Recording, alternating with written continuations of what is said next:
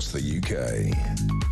On DAB+, on your smart speaker, on your smart TV, and on your side. This is Talk.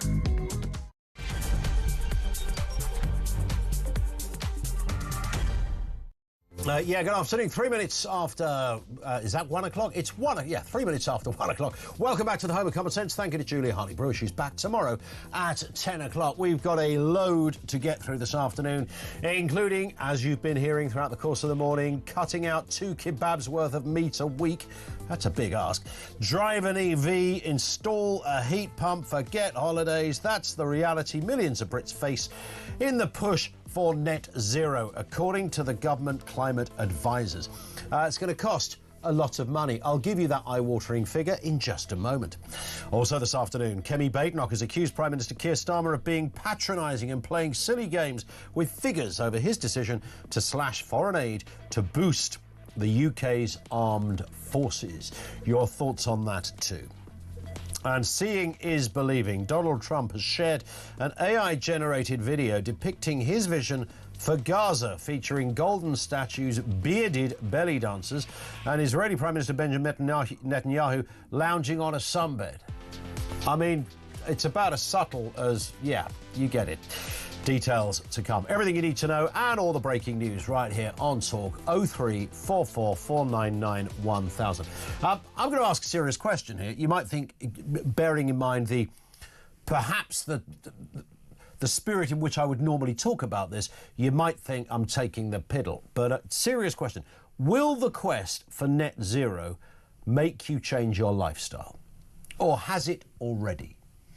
And if it has, what's your thinking behind it? I mean, I think there's a lot of people do net zero-y stuff, but not necessarily specifically for that cause. They just do it, cutting out too much red meat, as an example, it would be. But here's the question. Have you been a naughty boy? That is, have you been a naughty boy? Are you the kind of person who thinks it's perfectly acceptable to eat meat and drive cars? Weirdo. Are you one of those selfish swines who think it's okay to take the family on holiday to the sunshine? I mean, you people are sickening, right? In the next decade, you better be ready to change your wicked, frankly, scrap wicked, criminal ways, because we're all going to die. You get the picture. Not my words, by the way, but the sentiment of Ed Miliband and his stormtroopers of doom as they carve their way into your life to tell you how you should be living. This is the UK's drive for net zero, meaning millions of Brits face having to do stuff like chuck a heat pump in your house. Half the homes in the UK heat pump. By the way, a technology that is at best debatable in terms of what is the most efficient way.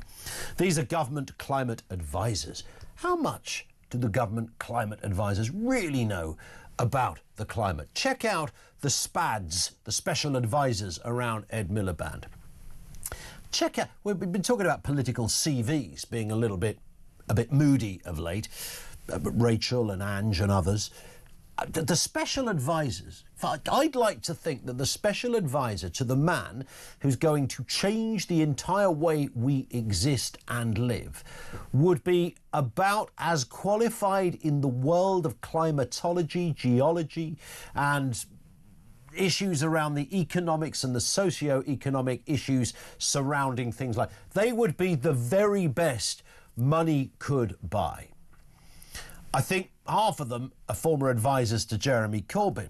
The Climate Change Committee said there needed to be around 1.5 million heat pumps installations a year. So they're going to retrofit half the homes in the UK.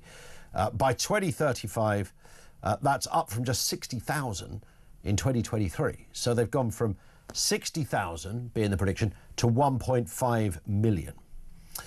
In the 7th carbon budget, which sets a limit for UK greenhouse gas emissions between 2038 and 2042, this is all 15 years away or whatever, the committee also piled pressure on Brits to buy electric cars, fly less, cut their meat and dairy consumption too. The cost of all of this, are you ready? The cost of all of this for the period between 2025, now, and 2040, 15 years away, The committee's figures showed that the drive to net zero will cost, you always need a drum roll for this, and a paramedic on standby, £320 billion. £320 billion, and we're trying to work out whether we've got enough money to buy some soldiers and some boots that soldiers might wear.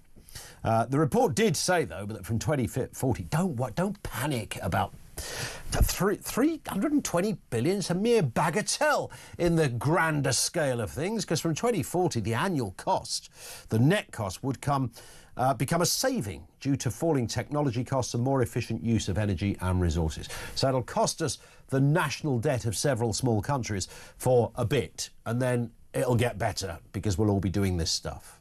That's apparently how it's going to work. Serious question. I want your response to all of that, by the way. I think this is big enough just to ask the general question. How do you feel about this kind of advice? Changing your lifestyle, whether it's about meat, whether it's about air travel, how you heat your home, how you drive your car, where you go on holiday, etc., etc. 0344 499 1000. Respond to us on that specific point. But also, will the quest for net zero make you change your lifestyle? Because you might have changed. I don't know anybody, by the way, who doesn't want a cleaner environment. I mean, that just goes without saying. Whether we strangle the entire economy and make you, in a rather disturbing fashion, change your lifestyle under the hammer or the sickle of criminal convictions, if it turns out to, you haven't got a heat pump, right, we're going to arrest you for that. No heat pump. Are we going to get to that kind of stage? Have you changed your lifestyle? And was it because of this, or did it just happen to be that you've changed your lifestyle? 0344 499 1000. That is where you will find us to talk about this story and a few of the other big stories of the day. Eminent climatologist Theo Usherwood is with us. I nearly said geologist. Of course, that would be a schoolboy error. Yeah. I should have said political commentator, of course. Theo, lots to get through here, including, of course, this whole... It's a bit of a mysterious department to me, this kind of department for... Is it just called Department for Net Zero now? Yes, Net Zero Climate Change, yes. Yes. It kind of sort of exists with almost like an autonomous part of government. The fiefdom of yes, it doesn't feel like, there's the Department of Defence, there's the NHS, there's education over there, and they're all in this sort of half square mile of Westminster, and then there's this sort of little curious cartel of characters, Ed and team. Yes, and the reason that it exists, and the reason that it exists in the way that it does, is that Keir Starmer has this mission, and we knew that this was, quote unquote mission-led government, to get to net zero by 2050, and that's why he's brought in Ed Miliband, obviously a former leader of the Labour Party, but somebody who really believes this stuff. If you want to get it done, then you can't put in anybody who's half-hearted about it. Keir Starmer has gone for an Ed Miliband, a Secretary of State, who really wants to hit net zero. He's not going to allow anything to get in his way, and that's Ed Miliband has been very open about the fact that he wants to hit net zero, and he's prepared. He had concerns and whether he steps aside on that third runway at Heathrow Airport. He's not going to equivocate. He's not going to allow anybody else to tell him what to do or where to go with it. But that's where it goes out the window, Theo, isn't it? Because you can't be kind of Mr. Net Zero and then go, but I'm going to endorse another runway at the airport. I mean, that...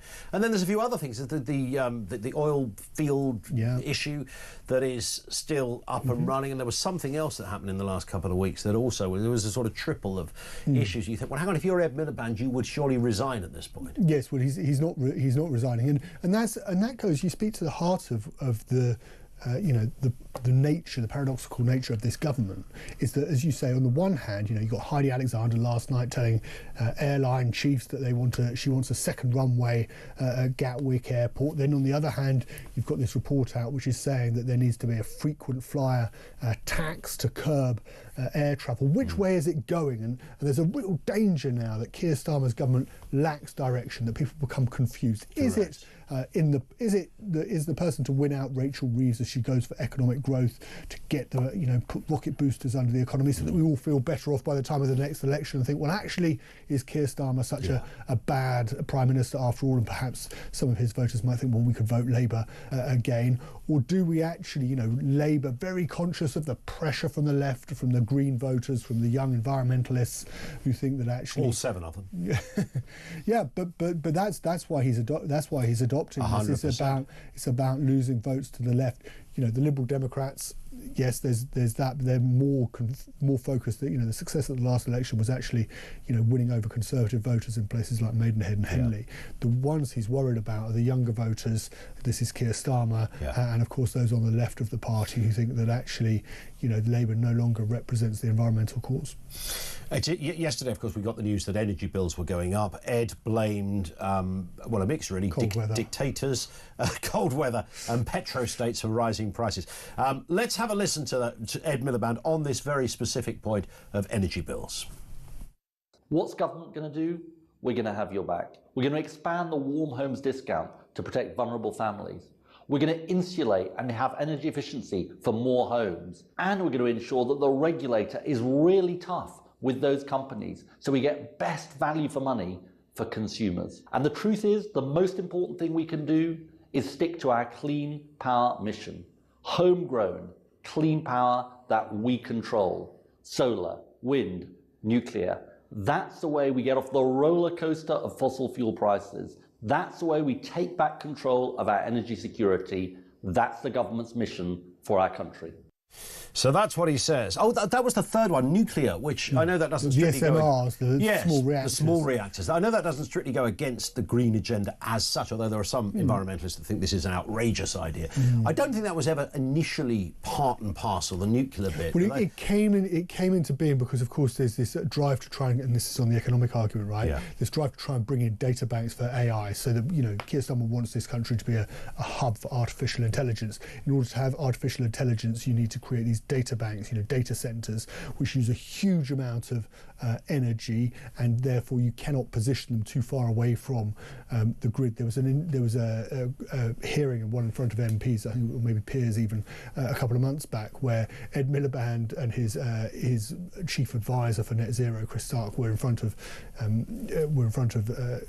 committee in Parliament, and they were asked about where are these data centres going to be, and they were saying, well, you're going to have to position them very close to the grid because, of course, they use a huge amount of energy. Yes. And therefore, but if you're an Elon Musk type character and you're thinking about investing in this country, you're not going to be told by Ed Miliband where you're going to put the data centre. You're going to put it where you want to put it, where you can get the support for it. And that's why they've got this, there's this view now that actually when it comes to these data centres which use a huge amount of energy, the best way to do it is with nuclear power. These small reactors, you put them very close to them, and then you can get you're not using carbon, you're not burning carbon, but at the same time you've got the energy they need. But there is a suggestion that the nuclear element of this will actually be providing more of the energy than the solar because panels. The problem that the government has got, right, is there's this window, there's this gap where they're implementing these very strict targets, which is going to have a huge impact on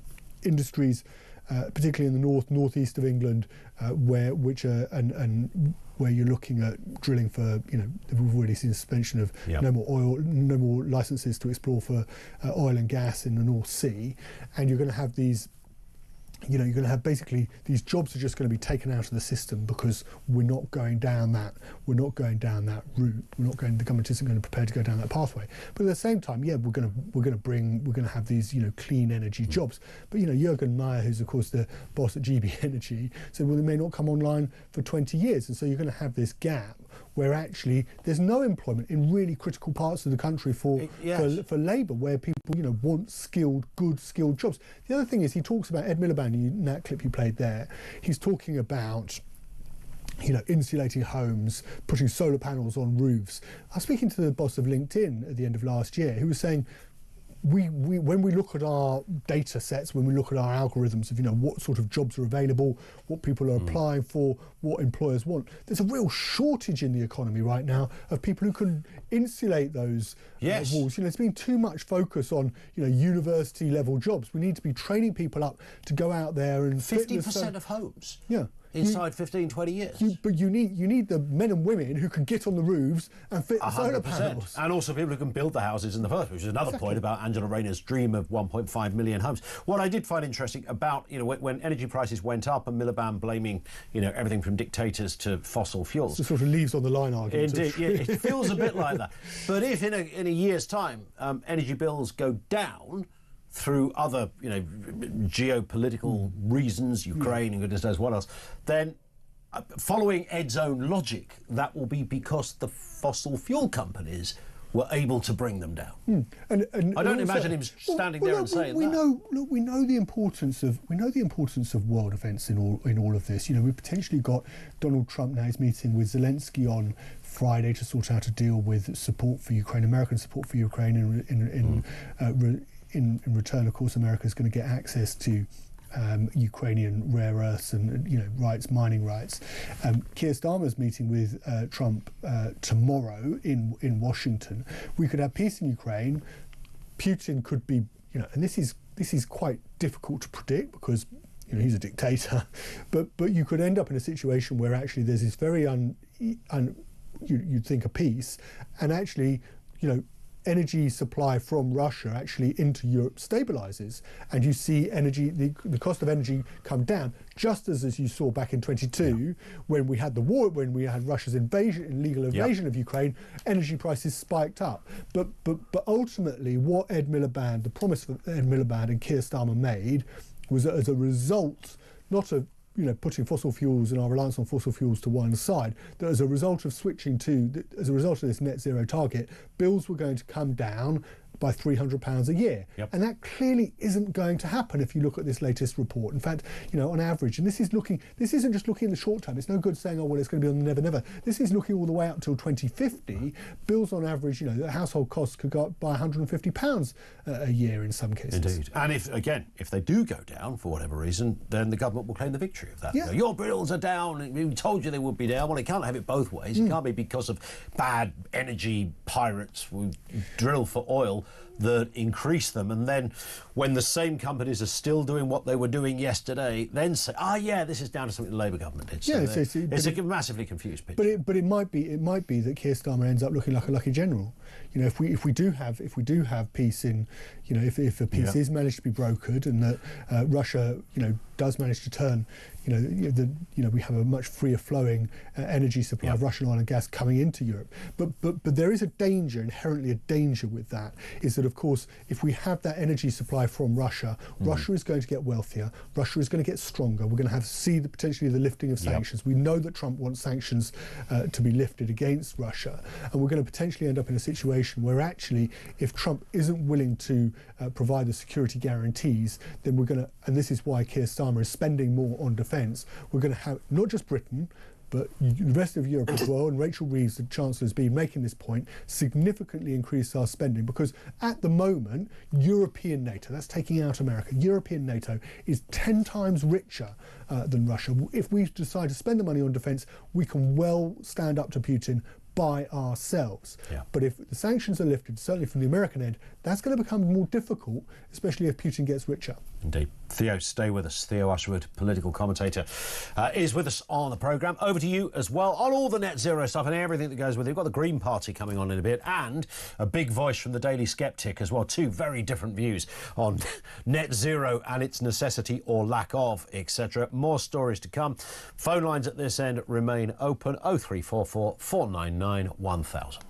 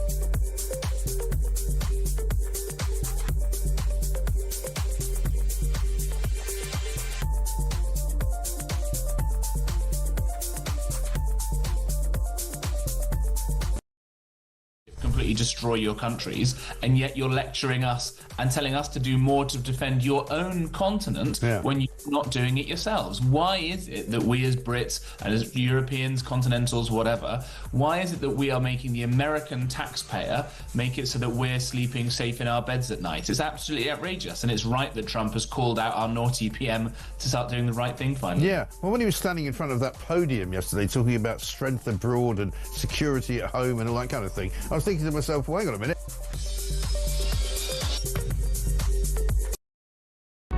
Across the UK, on DAB+, on your smart speaker, on your smart TV, and on your side. This is Talk.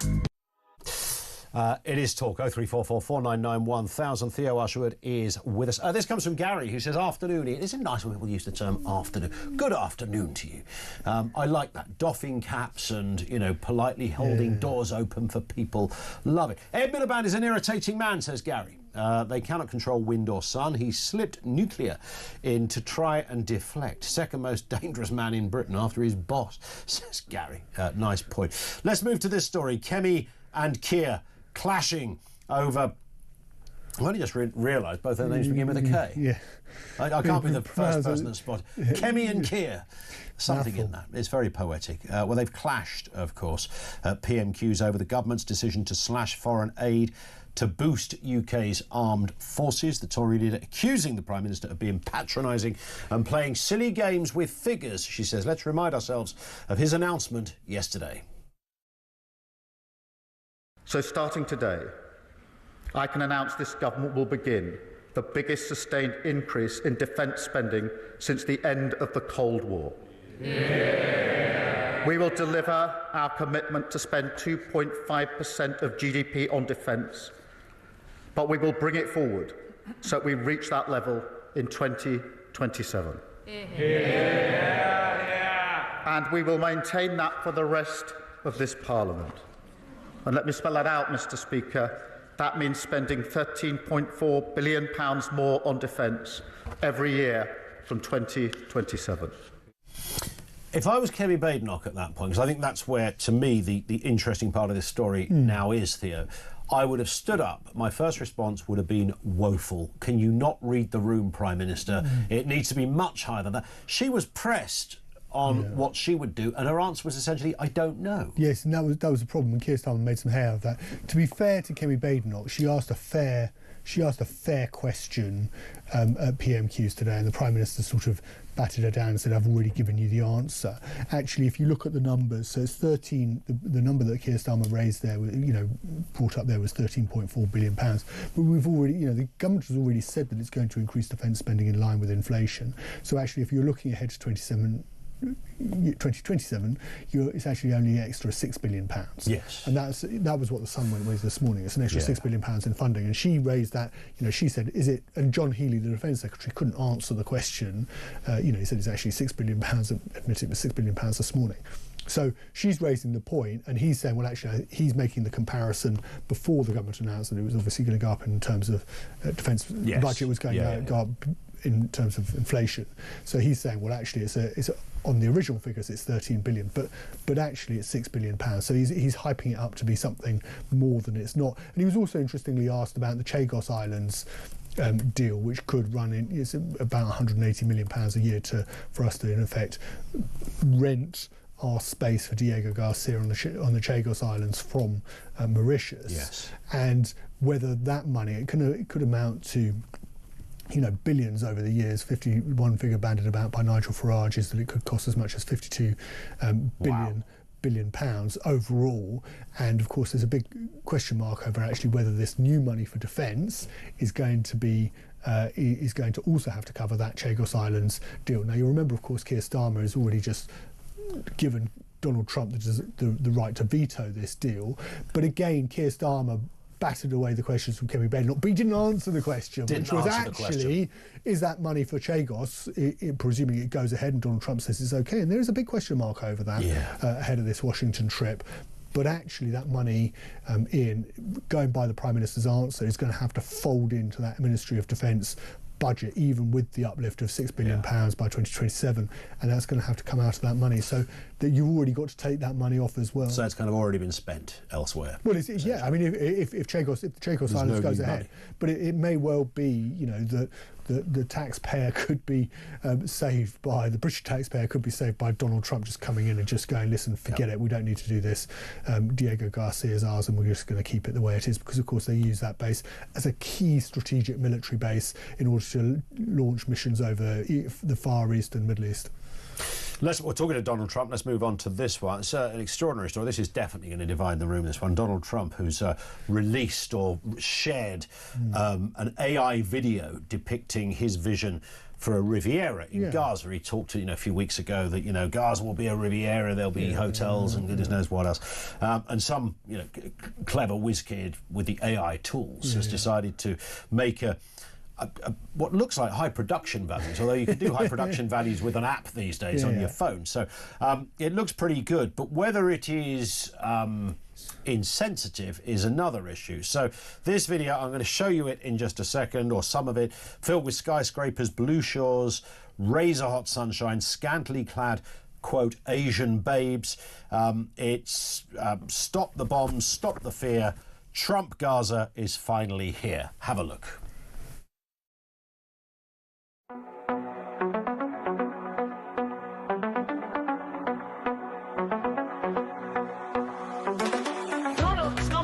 You free, bringing the light for all to see. No more tunnels, no more fear. Trump Gaza is finally here. Trump Gaza shining bright, golden future, a brand new life. Feast and dance, the deal is done. Trump Gaza #1. Trump Gaza shining bright, golden future, a brand new life. Feast and dance, the deal is done. Trump Gaza #1. So there it is. Now, you could look at that and go, well, you know, in satirical terms, it's spot on. There's a couple of issues in there. There's some sort of bearded, the belly dancers are bearded, which people will clearly have an interpretation of. But Trump shared this. Now, I suppose the short answer in terms of the insensitivity question is, you know, bearing in mind there's a lot of rubble out there at the moment. There's probably, you know, children buried underneath it and all sorts of other issues. Is now the time to be making satirical fun out of this? He's thumbing his nose at his critics. He's looking for he's looking to trigger people. You know, he's made it very clear that we can't go back to, you know, what happened obviously on October the 7th, in the wake of October the 7th, where we're going, you know, obviously the Palestinian people, and it's probably likely the Palestinian people are going to be, you know, back in Gaza. But he's making the point that we can't just, you know, there's an opportunity there for Gaza in the you know, the awfulness of what has happened to you know, come back, to rejuvenate. But I think, you know, if you look at the other side of this, the provocation that we've seen from Hamas, those horrendous scenes of the hostages being released, those coffins being handed over to Israel, of that family. I mean, that's provocation as well, and that's designed to get a response, and the awfulness of what, you know, just unspeakable what Hamas did. So I think, you know, from Trump's point of view, I can see what he's doing, and it's probably going to trigger all the wrong people. On that point, Theo, thank you. Always good to see you. Theo Usherwood with us on the programme. Back to you in a few moments. Will the quest for net zero make you change your lifestyle? We're going to be speaking to two voices on this very point. Ellie Chowns, Green MP for North Herefordshire, and Will Jones, editor of the Daily Sceptic, are going to be with us. And, of course, crucially, your comments too. It's 1:30 now. This is Talk.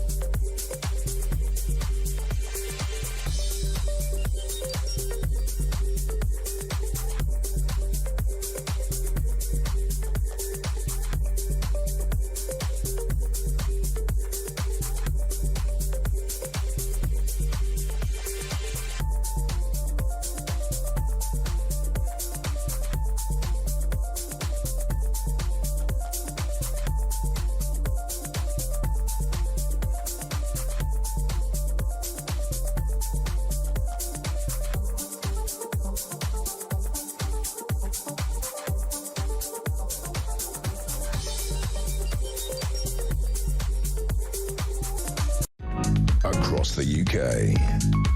On DAB+, on your smart speaker, on your smart TV, and on your side. This is Talk.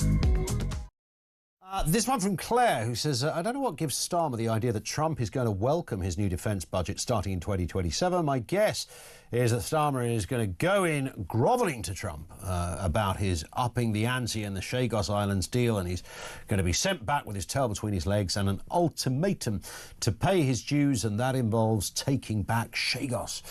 Well, we are going to see with interest. I mean, the one thing Starmer would be able to legitimately, I suppose, put on the table is, look, you know, you talked to Mr. Trump about increasing defence spending. It's literally what we've done. And I think I've got France on board. I've got Germany on board. I think that's the game Starmer wants to play. And look, here's the thing. And I'm seeing a lot of... I do find this a bit disturbing. It's a bit like if you were a Remainer, let me put it like this. If you voted Remain and then Brexit happened, what everybody should be doing is getting behind Brexit and hoping it really works, OK? In the same way, even though, you know, a lot of people didn't vote for Keir Starmer, me included, I still want my Prime Minister, who, whatever party he's from or she's from, to succeed, right? Of course you do. I'm seeing loads of people on social media going, I hope Trump completely chews you up and spits you out. It's like, hang on, you want a foreign leader to destroy our Prime Minister? You know, I don't think that's the natural, instinctive or intelligent way of things. Starmer, you know, fails on so many fronts. I don't know where to begin. But when it comes to a meeting with another leader, you know, you'd like to think our guy in the ring, the same as if the England squad play and it's not exactly the team you would have picked, you still want them to win, right? If you don't like the manager, you still want them to win. Come on. We will watch with interest. Let's go back to a domestic story, though, that does have international implications. The UK Climate Change Committee, those guys, yeah, they've been going for about 10 years. They've warned that achieving net zero emissions by 2050 will cost about £320 billion. Big money. It's a grim road ahead for millions. Brits are being urged to cut meat consumption, drive electric vehicles, install heat pumps and reduce foreign holidays. This comes as Ed Miliband is accused of breaking his election pledge to slash energy bills as utility costs soar. For a third time, we're looking at an average of about £111 a year here. In a moment, Will Jones, editor of The Daily Sceptic. First, Ellie Chowns, Green MP for North Herefordshire. Ellie, good afternoon to you. Nice to have you with us again. Afternoon, Ian. Listen, I mean, here's the thing, and it's a delicate balancing act with politics, isn't it? Because if people think... I mean, no, look, everybody agrees we want a cleaner environment. You know, I think it would be a strange position to say, I deliberately do not want a clean environment. That'd be weird. However, how we get there and when we get there seems to be the debate, and telling people they can't go to the Costa del Sol, have a bacon sarnie or even drive their car is not really the way to get people on side. Well, to be honest, Ian, that's just such a complete caricature of what people are saying here. You know, it's actually a caricature of what the Committee on Climate Change's report says. Nobody's saying, you know, there are going to be these draconian rules about things. What this is actually about is having a really good, positive future for us all. You know, if we want a livable future, if we want a decent, you know, life for our children and our grandchildren, which everybody does, right? Then we've got to recognise the reality of the climate crisis. We've got to slightly change some of the things about our unsustainable lifestyles. And we've got to recognise that the prize for that is, you know, really, really huge benefits. The figures that you just talked about, the figures that are in the Climate Change Committee's report, you know, 0.2% of GDP, right? That's £5 a month for somebody on an average income. I would definitely pay a £5 a month to have that kind of certainty that my kids and my grandkids are going to inherit a livable planet. I would pay £5 a month to know that we weren't going to have the extremes of heat and the extremes of flooding that are already, you know, really badly affecting households, farmers in my own constituency. I would absolutely pay £5 a month to have clean air, cheaper electricity, cheaper transport systems. You know, again, these measures... Why is it going to be... We keep hearing this word cheaper, though, Ellie. Where's the cheapness? Because bills are shooting up, and this is going to cost 320 billion quid. When do we see the the kind of benefits, financially speaking. I mean, by the way, spoiler up, we're not going to die, by the way. Everything's going to be tickety-boo, it's going to be fine. You know, the climate changes, nobody disputing. I know you're laughing, but we are going to be fine. If you pay attention to the science, Ian, you know, you'll recognise, as do the vast majority of people in this country, that there's a really serious problem. Yeah, things are going to change, and we have to adapt to change, like we used to. You know, when there used to be more extreme and inclement weather, used to be greater wind problems, greater issues around the planet heating up. The planet's been hotter, the planet's been colder, right?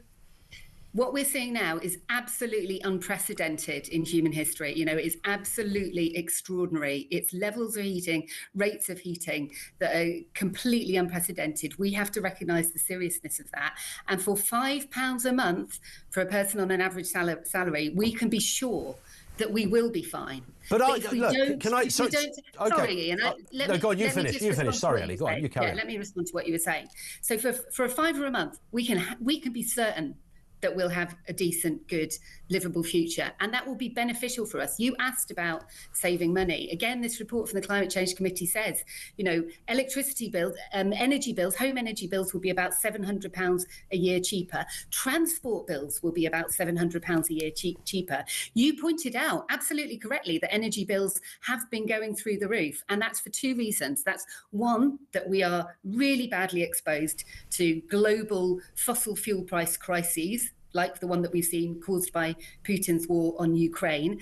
And if we had that sustainable energy infrastructure, we would not have been so exposed. And the other problem is that we're not managing energy demand. So we've got all these houses that are leaking heat left, right and centre, out the windows, out the roofs, out the doors, because we haven't had a government that has said, this is about building a better future for our country. But we're not. It generates jobs. All right, it I keeps get that. people warm, and it saves the planet. We're not going to change the weather, though, are we? I mean, we might adapt to the weather. If you said it's going to look, the weather's going to get really hot over the next 50 years. It's going to be like you've never seen. We'll have, you know, vineyards spreading up in flipping Iceland and God knows where else. It's going to be that hot. Okay, I get that. If that is the case, your £5 a month.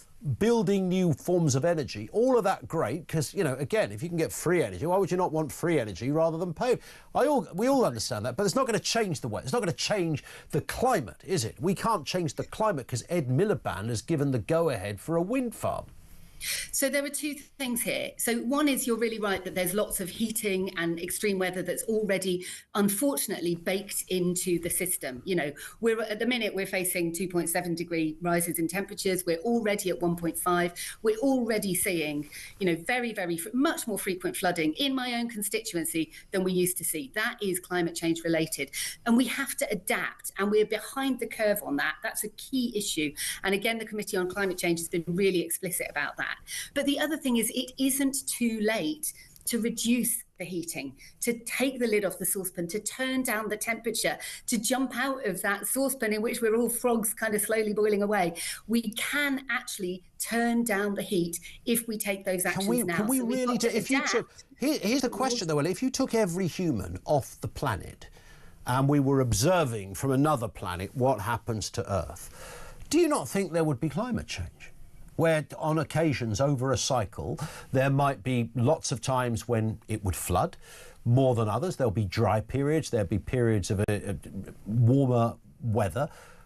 I mean, the climate is we're a grain of sand in the grander universe, the expanse of the Milky Way and beyond. I mean, things change. We're not talking about the universe here. We're talking about the climate.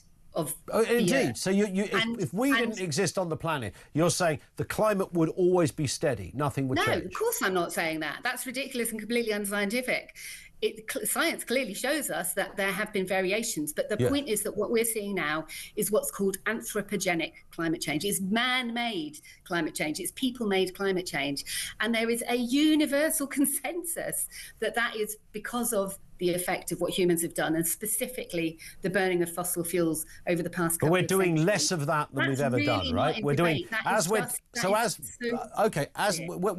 whether people buy into that or completely are signed up to your view. I mean, there are some people who think we still live on a flat Earth, right? But you know, well, hang on. I think you'll find there's some evidence about the flat Earth thing. I'm joking.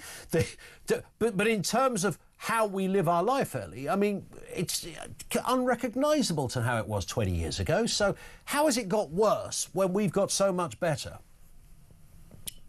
What do you mean? Is it, well, in terms of the way we do business, the kind of cars we drive, the kind of way we build, we construct buildings, the sort of the amount of power we don't use, the fact that we do have wind and solar energy going on. But apparently the doomsday scenario, it's worse than it's ever been. And yet the things we do, you know, everything from recycling to the way you lag your loft and goodness knows what else, it's got to be better than it was a couple of decades ago. You know, when I was a kid, my dad used to put polythene at the window to keep the cold out in the winter.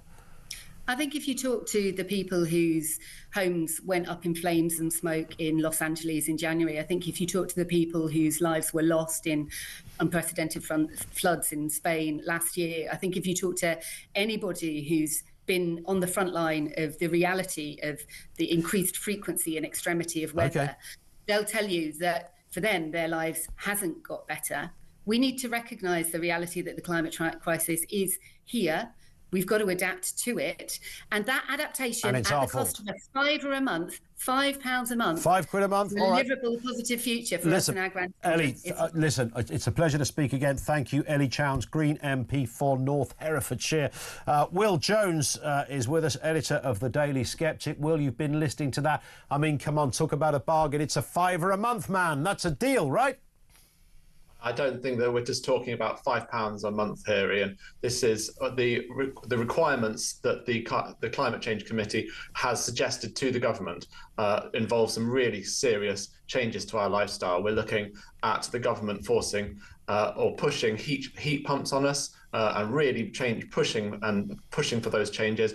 Electric cars, we know that we're due to have petrol and diesel cars banned. We know that we're being asked by this report, this budget advice, to reduce meat consumption by a quarter, by 25%, to stop doing flights abroad so much. All kinds of major lifestyle changes. And of course, the fact is that people don't like this new technology. That's why it's not selling. That's why they have to set these budgets and put these subsidies and ban cars, because it's not the technology.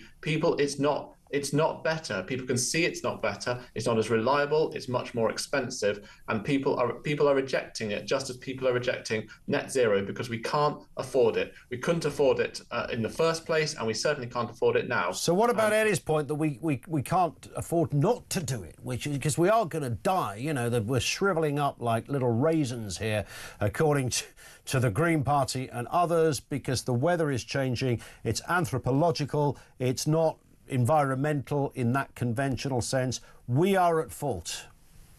Yeah, this supposed universal consensus that there's a climate emergency just isn't the case. There are thousands and thousands of scientists have signed a World Climate Declaration to point out that there is no climate crisis. That's what these scientists have said, including Nobel Prize winners, people who really know their stuff. The idea that we are going to burn to a crisp, I mean, it's just not there. They take their worst case scenarios and they claim that this is likely to happen or this is going to happen. The fact is that we can cope with adaptation. We've coped in the past. The world has been a lot warmer in the past. As carbon dioxide levels have been a lot higher in the past. Human beings are very adaptable. We cope with huge changes of temperature between winter and summer, of course, between Africa and Europe. We can cope with these things. And the idea that the weather is getting worse, is getting more extreme, that there is more flooding already, that there's more wildfires already. These things are just not borne out in the data and the evidence. If you look at the actual evidence of how often these things happen, the idea that hurricanes are getting worse, it's just not there. People make these claims, but even the Intergovernmental Panel on Climate Change, the United Nations official body for advising on these things, does not claim that these extreme weather events and these extreme events have been getting worse, and they don't actually expect them to get worse. So what is going on here then? Without sounding too conspiratorial, Will, you've got Ed Miliband and his stormtroopers who are wheeling this out with such zeal and evangelical passion. It's replicated across most Western countries, not all. America, we know, has gone down about to go down a very different route, but most European countries, alongside others, have their own Ed Miliband who are doing the same thing. Are they all stupid? Are they lying to us? What's the deal here? Well, the key word there is Western countries. It's actually only really Western countries. I thought you were going to say the key word is stupid, because you might be right about that. But yeah, let's take the Western country point. Yeah, and of course, America has now, the largest, most powerful Western country, has now abandoned net zero for at least the duration of this administration, and presumably much longer, because the tide is turning.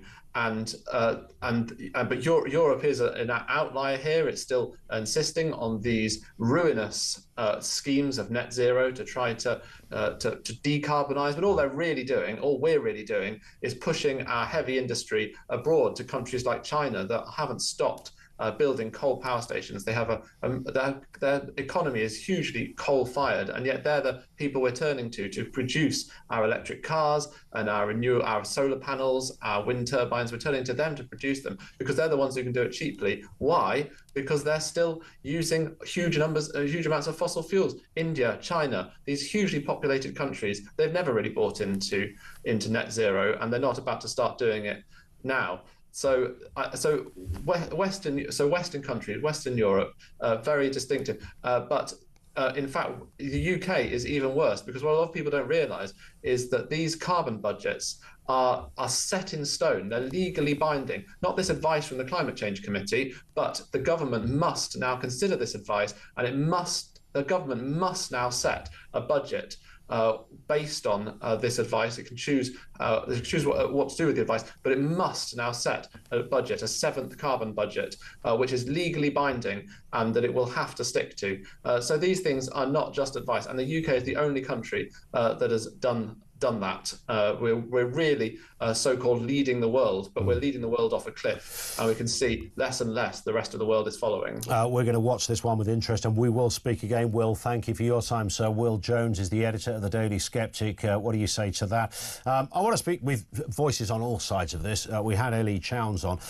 The one thing I would say about Ellie is that she absolutely believes that. I don't think she's sitting there going, right, I've got a script here it is, I've got to read this and make some shizzle up just so I sound like a caring lefty. She believes that, all right? So what is it that she can see that the rest of us are unable to see?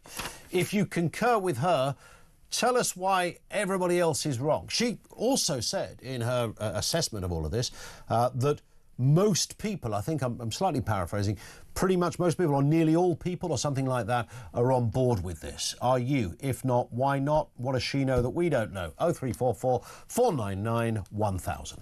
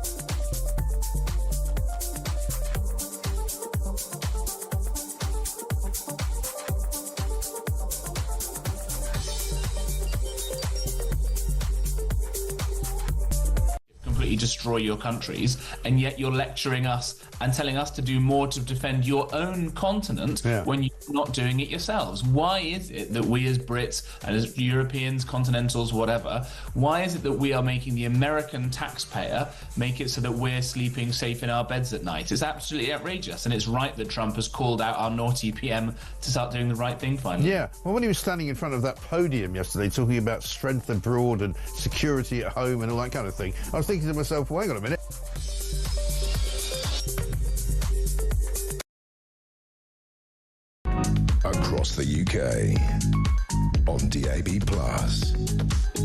smart speaker, on your smart TV, and on your side. This is Talk. It's just gone 10 to 2. This comes from Russell. He says, I literally never heard so much guff in all my life. A £5 a month from the 30 million taxpayers is 150 million a month or 2 billion a year. How is that going to make a dent in the 320 billion, says Russell in Alicante. It's a good point. Another one here. UK accounts for 1% of global emissions. Nothing will change unless the big polluters do so. We are wasting our money. They've got their ready-made answer to that on China. By the way, China now has more solar and more wind than anyone else on planet Earth, I think, put together. So whilst they're doing the polluting, the argument goes they're also doing the solving. Is that right?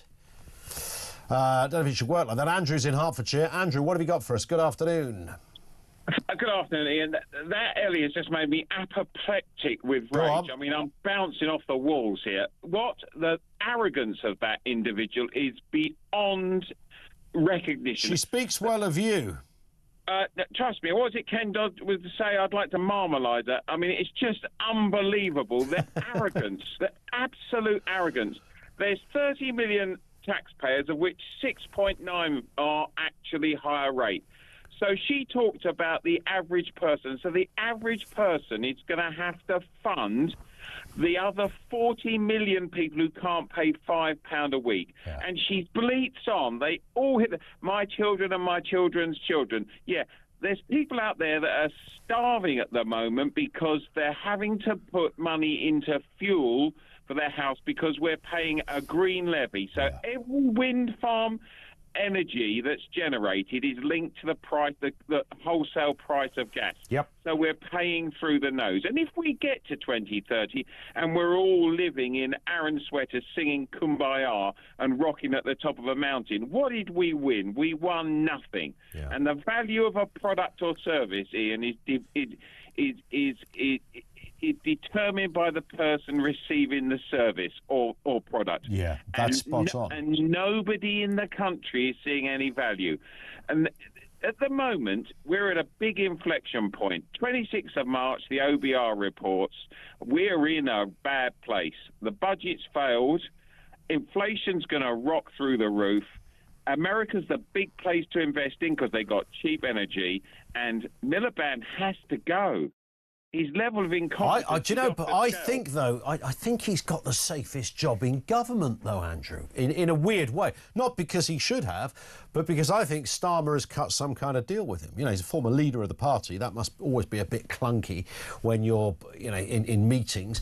And I reckon he's gone right. You can have your own department, bit like when Blair gave Gordon Brown the Chancellor job and largely left him alone because of the nature of their arrangement. And I wonder whether the same thing is happening there with dear old Red Ed over there in the climate department. Thank you, Andrew. You get the first word on this. Lee in Norfolk gets the next one. How you doing, Lee?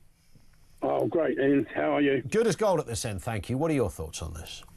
£5 a month, I take it Ellie is referring to every single person in the world paying £5 a month? Yeah, because it wouldn't be every person in the UK, would it? It wouldn't work. No, and also China aren't doing anything. Brazil, India, they're not buying into this. You know, the fact that some scientists are saying the Earth's going to die. Yeah. Well, in fact, even that is the worst case scenario from the climate change, the international climate change bodies that have looked at this. I think I stand to be corrected on this, but I think I'm right in saying they give us the worst case scenario. So if everything went pear-shaped and we did absolutely nothing at all, then this could be the case. Look, I don't dispute, Lee, I'm sure you don't either. If you're a human on planet Earth, obviously we've got a relationship with, the planet we live on. We got to do, you wouldn't start setting fire to everything. That would be stupid. You wouldn't want to start spraying aerosols all over your crops. That'd be stupid. So we change the way we do business. We learn and we change. What we don't have to do is completely obliterate our lifestyle at the expense of the average man and woman in this country. No, we've all made changes. I think everyone's made changes to their lifestyle. We certainly have in our house. But how far do you go when it's when it makes no difference. Well, that's the point, isn't it? If it makes no or little difference. Lee, thank you very much indeed. It's a profound point to finish on. When it makes no difference, would it really change if you ate fewer bacon sarnies or didn't take that nice summer holiday to the Costa del Sol? Is that really going to make the difference? And the heat pump thing, I'm really fascinated by the heat pump thing, that somehow this is... I literally had a plumber in my house all day yesterday, and I said to him about it. He said, I don't rate them. He said, they will work in a brand new house. He said they can work. They can work. It's fine, you know, if you want to, but we don't need them, it was his point.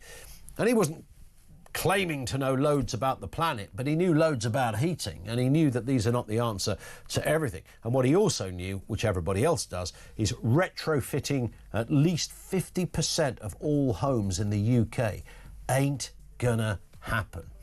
And just to add to that, by the way, even people like Dale Vince, the environmentalist, is against heat pumps because it's not the most efficient way of doing business. They will work in some place. There's a science behind them. It's not like a... I don't know, you know, it's not snake oil. They can work, they're just not the best idea, and they certainly can't be implemented into every household. 0344 499 1000. Will the quest for net zero make you change your lifestyle? We'll look more at that. We'll get some more views on the big stories of the day, and over to you as well. Right now, headlines at 2.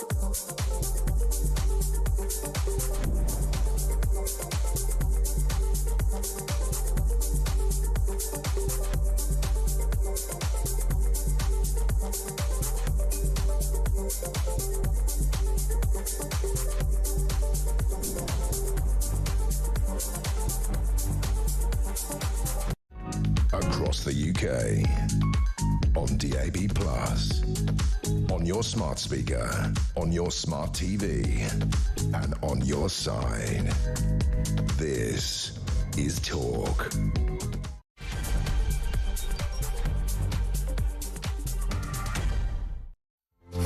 It is the home of common sense. Yeah, coming up on 3 minutes after 2 o'clock. Welcome back to the programme. Here's the thing. Cut out 2 kebabs worth of meat a week, drive an EV, install a heat pump, forget foreign holidays, and you've saved the planet. Yeah, simple as that.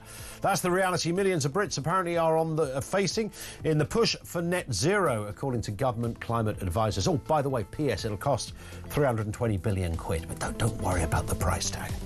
Also this afternoon, Kemi Badenoch accusing the Prime Minister of being patronising and playing silly games with figures over his decision to slash the foreign aid budget in order to boost the UK armed forces. That's what she's been talking about. We'll get some more response and detail on that too. And accusations of Islamophobia are being used to suppress reporting on things like grooming gangs, including the Rotherham scandal, according to a new report. We'll speak to one of the people behind that a little later in the programme. Everything you need to know, all the breaking news right here on Talk 0344 499 1000. This from Christine. It rather annoys me when people say that most people are on board with something that nobody asked me about. In my opinion, the net zero nonsense is based on flawed science and been driven by the people that are making money out of it. If I'm a sceptic, so be it, but our government is determined to bankrupt our country on the altar of net zero. When you look at the actual science, there is no climate crisis. Well, it's true to say, thank you, Christine, on the article, it's true to say that if you look at the international reports on this, they do give you worst case scenarios. Do you remember that with COVID? And I think there was a time, Kevin Schofield is with us, by the way, political editor at HuffPost UK. That is right. There was a point with the whole, the daily briefings, and then at some point halfway through, Whitty and Vallance and Boris and others, that they conceded that these were worst case scenarios. Do you remember that sort of little period? Yeah, they would give you a sort of spectrum of the graphs of what would happen, and obviously as journalists, our eyes are drawn to the worst case scenario, up to 1 million deaths or whatever. But that did the government. They were quite happy for that message to get out there because they wanted to scare the life out of us into not going outdoors, and it worked. People did stick to lockdown remarkably well. But I think a lot of those worst case scenarios never actually happened. Never actually happened. In the end, and it is curious, this climate thing. Bearing in mind, we are talking about the end of the planet as we know it. You'd think it'd be a fairly settled thing one way or the other. America going, no, we're not going to go that way. It's like, no, the planet's dying, Mr. Trump, according to that school of thought. It's like, it either is or it isn't. There wouldn't be it's not an optional extra, you wouldn't have thought. Yeah, a scientist, it's a bit like lawyers, isn't it? You get lots and lots of lawyers in a room, you get lots and lots of different opinions, scientists as well. I think the big debate isn't whether the planet is getting warmer. I think that's undeniable. The debate, a lot of people think, well, is it man-made? I happen to think that yes, it is. Certainly we have played a part in it, but others think no, it's just a natural way of things. We had ice ages in the past. Correct, yes. It's just a natural cycle, and you just have to learn to adapt rather than fight it. But politicians, by and large, Conservative and Labour governments, have basically said, right, we're going for net zero. That's how we're going to tackle it, because it was Theresa May, obviously, who introduced the target of net zero by 2050. The Tories and Labour are kind of at one on this. The Reform UK would have a different view. Oh yeah, exactly. They do have a different view, which again, plays into this, to their message that they are different from the other two mainstream parties, and if you don't believe in net zero, then that's who you should vote for, would be their message. And it's interesting, just to bring us up to date on Prime Minister's questions, where you've just hot-footed it from Westminster, Kevin, watching the spectacle there. In any other world, this would have been a great area where the Leader of the Opposition might have said, look, according to reports today, 320 billion quid for climate change. But of course, this isn't an area the Tories will go on because, as you rightly say, they're kind of signed up to exactly the same, pretty much. They are. Maybe a few areas where they would do things slightly differently, but it's pretty much the same agenda. Yeah, although there would be a way into it for her, would be about energy prices going up, which is obviously going to affect everyone in the country and goes completely against what Labour promised in the election campaign. They said, we will bring down your bills by up to £300, and lo and behold, they've gone up by around about £300. And that is something that affects everyone. It's very easy for people to get their head round. I think it would be very difficult for Keir Starmer to try and defend the government's record thus far on energy bills, but she steered clear of that completely and went on defence. I thought, to be fair, I did think she would go on defence, but she does have 6 questions. She doesn't have to ask them all on the one topic. She could have maybe done 3 on defence spending and then another 3 on energy bills, and I think that might have been a bit more effective. How did Kemi Badenoch fare on this? Because there was not an unreasonable point that she was raising about, hang on, this is 13 billion quid extra. Is it really 13 or is it actually 6 when you factor in, you know, when this was announced, etc.? Yeah, I think the government are being a little bit cheeky on this one. You know, Keir Starmer yesterday was very clear it'll be a £13.4 billion year-on-year rise from now in 2027 compared to now. But then John Healey, the Defence Secretary, pops up on the TV this morning and admits that, well, actually, once you take inflation into account, it's really only going to be about £6 billion. That's a big difference. That's less than half of what the Prime Minister said yesterday. So I think Kemi Badenoch was actually quite right in going on that. The problem for her is, though, that I think Keir Starmer is just incredibly confident now when he's facing her at the dispatch box and just thinks that she's just not got it. He doesn't really struggle. I mean, it must be almost the easiest part of his week, I'd imagine. Yeah, he does. It's it was a pretty uninspiring performance again from Kemi, I think. Let's move to this story. I've had a few mates over the years, as you have, Kevin, who have worked in Downing Street. I remember one of them saying to me the first time he sat in the back of the Prime Ministerial car with the Prime Minister to go on a journey, he said it's amazing how close Heathrow Airport is when you're in that car. Because you're there in about 15 minutes. There's no traffic, everything stops, you go straight through and straight up to the plane and on. And the reason I raised that, of course, is that's exactly what's been happening and is happening right now.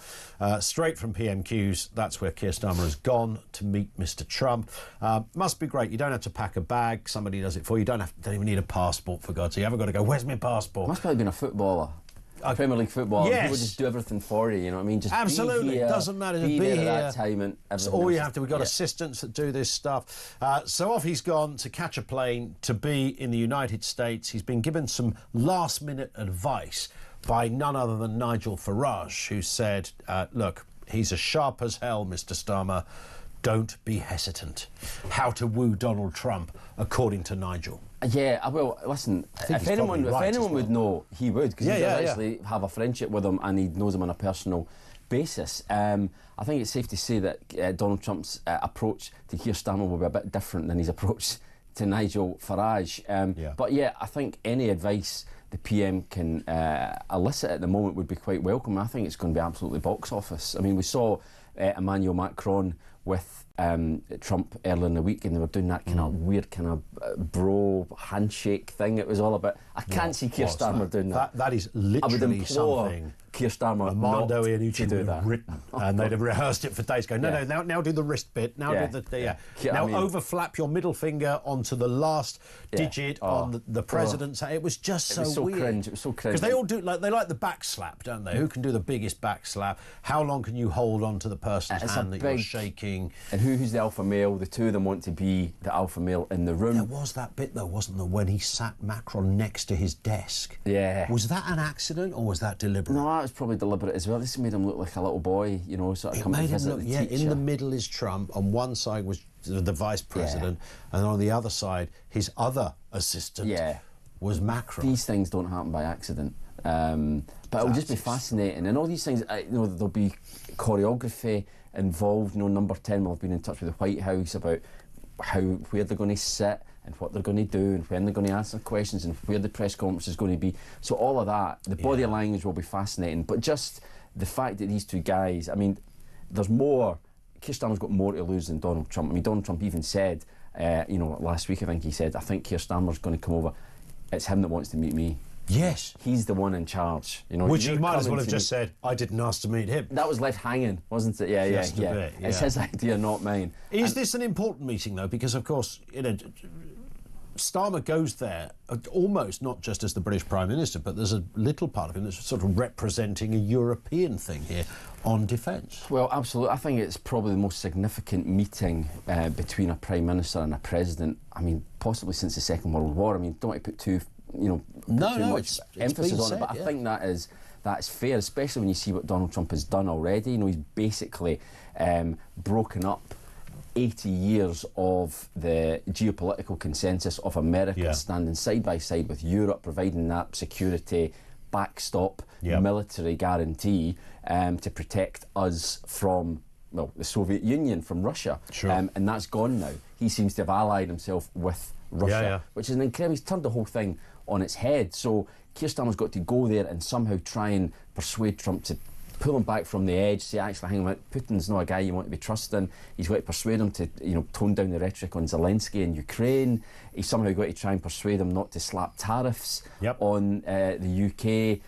There's an awful lot riding on it, and as I say, it'll be fascinating to see how it all pans out. Yeah, I mean, this is real, grab the popcorn stuff, isn't it? For the press conference, without a doubt, because there's going to be questions. The way it works is the British press pack get 2 or 3 questions, the US press pack get 2 or 3 questions, and both the Prime Minister and the President will answer those same questions, and it'll be fascinating to see the different answers that they give, because there's no doubt that Trump and Starmer are on very different pages. Yeah, completely. And of course, there was a moment when Macron met Trump. Macron contradicted the president, didn't he, at one point about European spending and how much money goes into Ukraine, etc. But then Trump sort of fired back. I think he finished it saying, "Well, if you believe that, good luck to you." So Trump has a very different way of operating. So you can almost hear him sort of standing there saying, well, well, Keir's, he's got 2.5% of his desk. Nowhere near enough, Keir. You've got to do better. Yeah. You can hear him saying that. Absolutely, so which makes it great for journalists, obviously. It makes it fascinating for us. It gives us lots of copy to write about. We're that used to these relationships in the past being very diplomatic. They don't want to, appear to be split on anything, very complimentary to one another. All the kind of differences of opinion are usually behind closed doors, but with Trump it's all out there, and totally. we will happily lap it up. Let's go back to where we began. A couple of questions for you, Kevin. Do you drive a car? Yes. Okay. Do you eat meat? Yes. Okay. Do you ever go on holiday? Yes. You're an evil man. Get out of this studio. You are almost solely responsible for the destruction of planet Earth. Yeah, I'm killing There it is. the planet. Kevin Schofield, everybody, was the man that ended the planet as we know it. I did it. You did it. Well, I mean, this 320 billion quid, it's such a strange one. As we said at the very beginning, this is about the end of the world. But it is curious how entrenched so we had a Green Party MP on earlier, and she might be. She was very passionate and very wedded to her belief. But I don't know whether, and you know what it's like when you're in the press gallery. I think we've talked about this before. That as seasoned as you are in the press gallery, and all the other journos are there, alongside yourself, whether they're print or broadcast media, whatever. And you kind of pride yourself when you've done it for a few years. You know all the characters out there. Like the speaker knows all the people. But once in a while, somebody stands up and everyone goes, "Who's that?" Oh, yeah. There's always that one. Who's that? Yeah, there's 650 of them. Yeah, but then you discover they've been there for like 28 years. I've never seen them speak. But this was a new one. Ellie Chowns, who's a Green Party MP. I don't know whether you'd have just spotted get elected her. last year. In 2024, I think we had her on just before she got elected. Now, she was talking about her views on green issues. It's only a £5 a month to save the planet, basically. Now, I don't think... She doesn't think she's making that up. She's not kind of gone, I'll tell you what I'm going to do. I'm going to pretend there's a climate emergency. In her world, there absolutely is. Then we interviewed a journalist called Will Jones who said the very opposite to that. And this is the wonderful world we live in. There's 2 views on here. And again, back to where we began on this, Kevin. It's about the end of the planet. You'd think there'd only be one view on that. Is it going to end or it's not going to end? Well, you would think so. However, it's a big old grey area. Yeah, but we do live in a world now where people are, diametrically opposed. There's very little consensus. I think social media has played a huge part in it. I think so. People are wedded to their opinion and they only listen to people who have the same opinion. So all that happens is there's no meeting in the middle, there's no compromise, there's no listening to the other side think, actually, no, they might have a point. Yes. It's just they get further and further apart, and that makes finding solutions all the more difficult. The one thing I would say on whether you eat meat and all that, it's, all that's fair enough, but try putting that in a manifesto, we're going to limit how much meat you eat, we're going to stop you going on foreign holidays, any party that, was mad or 100%. Brave enough to put that up for election wouldn't have a chance. I forgot to ask you if you've got a heat pump. No, I don't have a heat pump. You don't have a heat pump? Honestly, you disgust me, Kevin. You don't have a heat pump. Did you know barn owls are dying because of your lack of pumpage? This is what's happening to the planet. I shouldn't laugh. I feel terribly guilty about it. Well, Matthew in Cheltenham says heat pumps do not work efficiently below 15 degrees. How much of the year can a heat pump in the UK be actually used? need to turn need to turn up the gas boiler, get some bacon sarnies for lunch, jump into my diesel SUV to get an appointment around the corner, says Matthew in Cheltenham. There is a big question. I literally had a plumber at my place yesterday and he was talking about them. He said you just can't really fit them in most houses. Well, funny you should say that. Yeah, I was on the train with a bunch of pals a few weeks ago, and there was 4 Everton supporters going to see Everton. Yeah. And we got chatting to them, and one of them was a plumber, and he said exactly the same thing. He says, look, he goes, the heat pump's just, it's not going to happen. Yeah, and retrofitting is like, the plumber I had at my place yesterday, a guy called Ryan, was saying, he said, if it's a brand new house and everything is correct in the right place, you might make it, for some places, they can work. It's not an invented science. No. It's just not the most efficient way of, efficient in terms of giving you good heat when you want it. I think that's the bit you struggle. If you say, oh, it's freezing, I want it to be 23 degrees, good luck with that. Yeah, exactly. You might struggle. They aren't as convenient, shall we say, as gas boilers. But, again, this is another challenge for politicians to try and convince people to give up boilers and embrace heat pumps. But thus far, there doesn't seem to be much success. This is probably a good time for me to plug my new book. It's called Kevin Schofield Killed the Planet. And it's guaranteed to be a bestseller. It's going to be out in a couple of years' time where I can be bothered to pick up a pen. Kevin, thank you. Good to see you. Kevin Schofield with us here on Talk. Over to you, 0344 499 1000.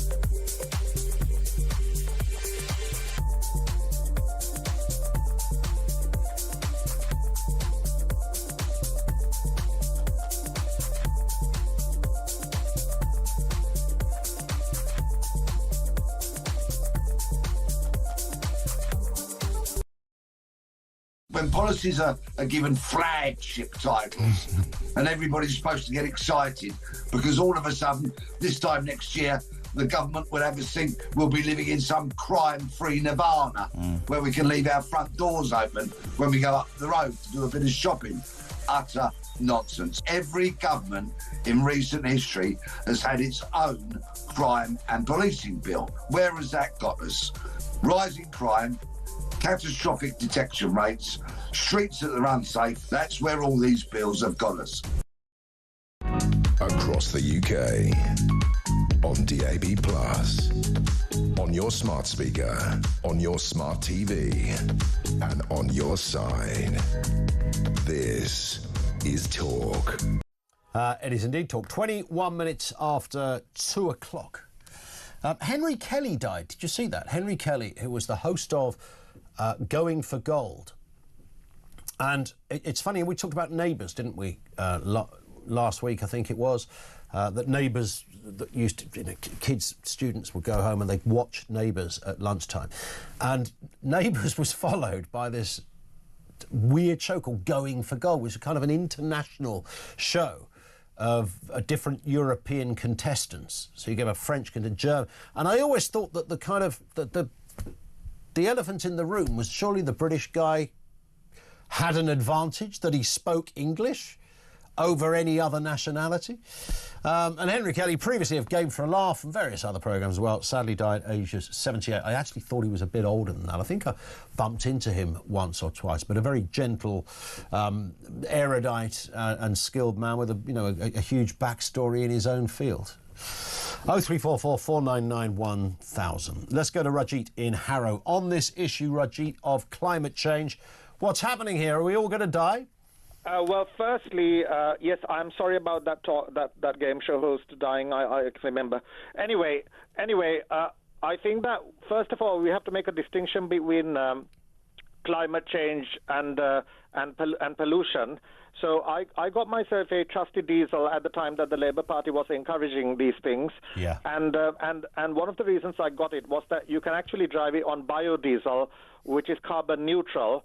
And the Labour Party at that time offered a tax advantage for biodiesel, but they have removed that tax advantage now. And now they say that driving on diesels is evil, even though diesel actually produces less carbon dioxide. But that's a pollution issue, not a climate change issue. Okay, all right. But if people were driving on vegetable oil or used cooking oil, it would be far more carbon neutral, theoretically, especially if it was being recycled, than anything else. Could we do that? I mean, could we drive our cars on... Not with their current engines, right? I wouldn't want to stick a load of cooking oil into my little Toyota. Well, it is certainly possible to drive on something like cooking oil using on a diesel engine, and the equivalent for a petrol engine is obviously ethanol. But normally in countries like Brazil, ethanol is grown in sugarcane, like as sugarcane. Okay. So anyway, that's one aspect. The thing is that whereas I believe in climate change and I think that there's a climate emergency, I think that the way that the government is going about solving this problem is just completely disagreeable. I mean, they're putting 20 billion into carbon capture when we've got things called trees. Maybe they should think about planting more trees. Yeah. Maybe they should start putting things like taxes on people having more than 2 cars. And maybe they should integrate their climate change thing with the transport system so that we can rely entirely on, or very largely, a great deal more on public transport rather than having to use private cars. So maybe they should have a strategy about having far better train systems and having to use less cars, because that's more economical. I think that the push for hybrid and electric cars is completely stupid, considering that keeping your old banger going is theoretically far more climate friendly than having to constantly keep on mining and making new cars. So reduce, reuse, recycle, less, etc., etc. And I think that this government is kind of spending lots and lots of money on externalizing the costs. And ultimately, the taxpayer has to really pay for it, and I think that's tragic. It will always be the taxpayer, of course. Rajit, thank you for your call. Let's go to Caroline down in London. Caroline, how are you doing? Oh, hi, lovely to speak to you. I'm going to try to be calm. Go for it. I totally agree with your previous caller who was having an epileptic, whatever he said he was having. Yeah. That woman you had on. I mean, okay, so every day since COVID or even before, all we're getting is fear-mongering about this, about that. As far as I'm concerned, climate change is a Ponzi scheme. It's going to make the rich richer. Ed Miliband's got shares in it. We're going to be bankrupt here. We're going to have blackouts. It's not feasible. No one wants to buy an EV car. We are not ruining the climate. If you look at history, we've had ice ages and whatever. As for the fires in Los Angeles, that was man-made because they didn't prepare for it and didn't have the water. As for the flooding in Spain, which is horrific, previous years, they cut the dams.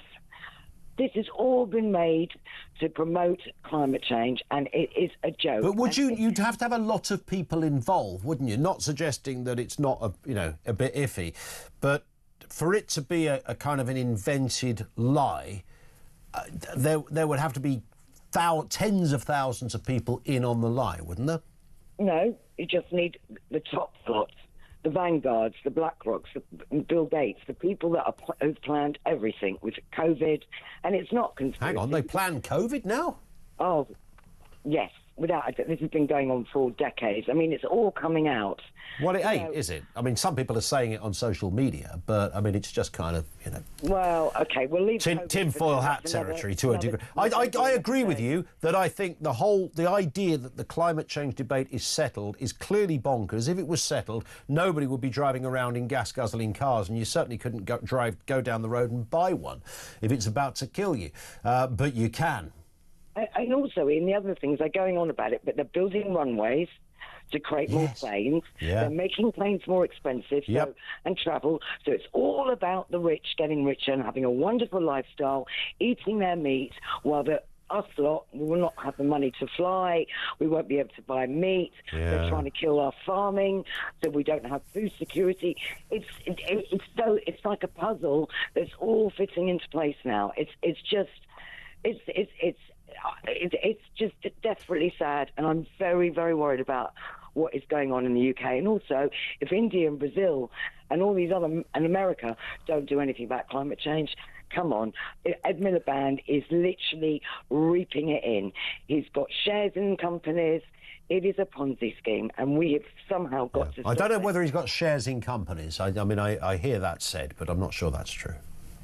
Well, anyway, I just had to phone you because... All right, no. Listen, I hear your reservations, Caroline. Thank you very much for that. 0344 499 1000. I think the guy that owns is going to be running Great British Energy may well, at some point, I have to say, just to be clear and not to legally get into hot water, there are certainly people pointing fingers at him or others around that area where, hang on a second, you can't have shares or have some kind of operational influence in a private company and then be in charge of the government's appointed kind of newfangled Great British Energy thing.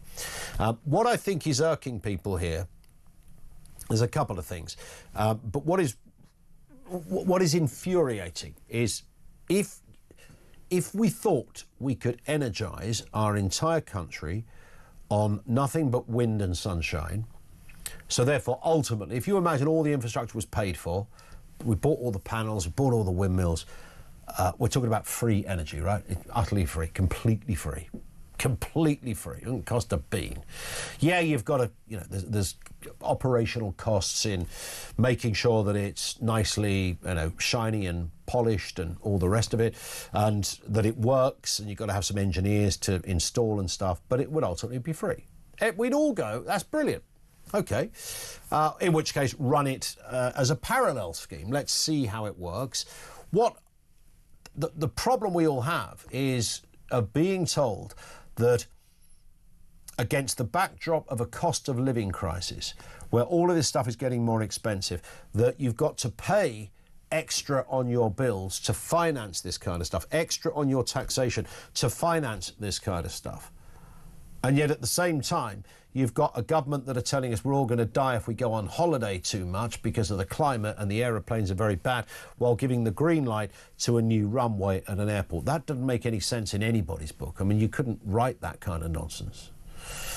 0344 499 1000. A point on Donald Trump. Gary says, I told you last week that I thought Trump was playing a blinder over Ukraine, and it's just getting better and better for him. He's about to turn Ukraine from being a money pit for US taxpayers into a money tree with mineral rights deals that Zelensky looks like signing. He's going to have European leaders competing to outspend each other on defence, which no doubt will mean an increase in sales for the biggest arms manufacturers in the West, which just happen to be US companies. And I have no doubt that a condition of reconstruction cash for Ukraine will be a substantial share of that. A substantial share of that will be spent with US corporations. Whatever you think of the bloke, he's an exceptional politician because he's a doer, not just a talker. That's true, although I did read today that Donald Trump, up until half an hour ago, didn't have any idea about minerals and even really what they were. Certainly in the Ukrainian context. I don't think many other people did as well. If Ukraine are dishing out the minerals, a couple of bags of lithium this way might not go amiss. I think we have certainly stepped up to the plate when it comes to what's going on in Ukraine over the last 3 years. We've been top of the table in assistance, not just in terms of military help and financial help, but I think in terms of shoulder to shoulder moral support. There's been no politician on the planet who's been a greater advocate for making sure we stand side by side with Zelensky than Boris Johnson, right? So, yeah, if there's a little bit of payback going on, but maybe, bit of lithium, something like that, some of the bit of iron ore, what they call the earths, I think they refer to them as. Some of that this way, please. 0344 499 1000.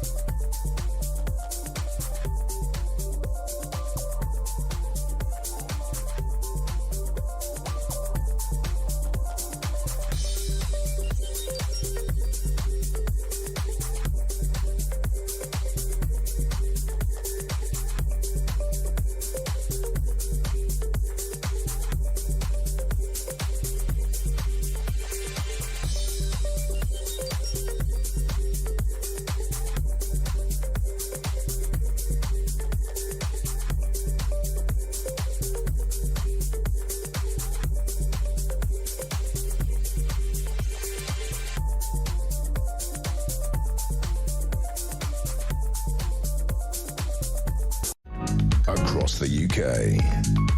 On DAB+, on your smart speaker, on your smart TV, and on your side. This is Talk.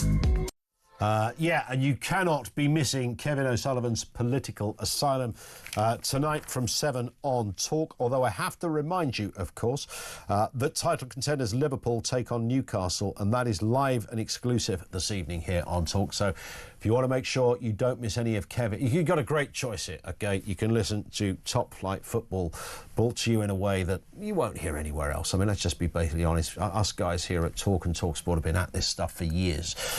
It's unparalleled, it's unrivaled, etc. So you can listen to all of that. But get over to YouTube tonight from 7. That's where you'll hear Kevin O'Sullivan.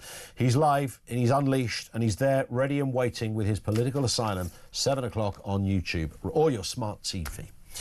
Now let's move to this story. Islamophobia claims are being used to suppress grooming gang reporting, according to a new report. This is the Policy Exchange that says the term was directly employed to attack the Rotherham investigations and argues against creating a special protection for one faith. Let's speak with Andrew Gilligan, Senior Fellow at the Policy Exchange and one of the authors of this report. Good afternoon to you, Andrew. Nice to have you with us again. I mean, yes, this has been said. There was a Labour MP, I think it was, stood up a little while ago, a few weeks ago, perhaps, in the House of Commons, talking about, we need a very special case for Islamophobia to be determined as a very specific law. I thought that was sort of breathtakingly off to hear that, if for no other reason, putting aside the horrors of grooming gangs, the idea that you would sort of hypothecate one faith is a little extraordinary to me, but it becomes an even more serious point when you set it against these stories of grooming gangs and the like, where we really do now know that shouting Islamophobia was enough for some people to put the handbrake on. Absolutely right. And let's start by being absolutely clear. Anti-Muslim hatred, violence, discrimination is wrong, but it's already illegal. There's already laws against all of that. Yeah. And what the Islamophobia people are asking for is an extra protection just for Muslims, special treatment for Muslims only. And we have in this country, the government's always been keen to deny that we have two-tier policing in this country. But actually, if they go ahead with any kind of Islamophobia definition, what they are effectively doing is officially adopting two-tier policing and two-tier policy. Yeah. Because this will be special. This will mean that Muslims have greater protection than anybody else. That they're absolutely already protected under all the normal laws against hatred, discrimination, which apply to people of all religions. And in terms of what happened with grooming gangs, I mean, there's obviously been some inquiries and there are more to come.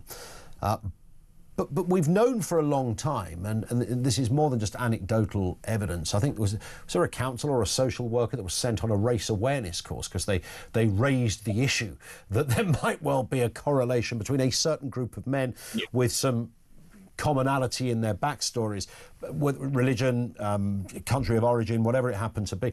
So we've known for a while that there has been an issue here, and we know for a while that people have been told to shut up, whether it's police, politicians, local councillors or social workers, if they dare go there. I mean, if that isn't a straightforward case of someone trying to, play a card, I don't know what is.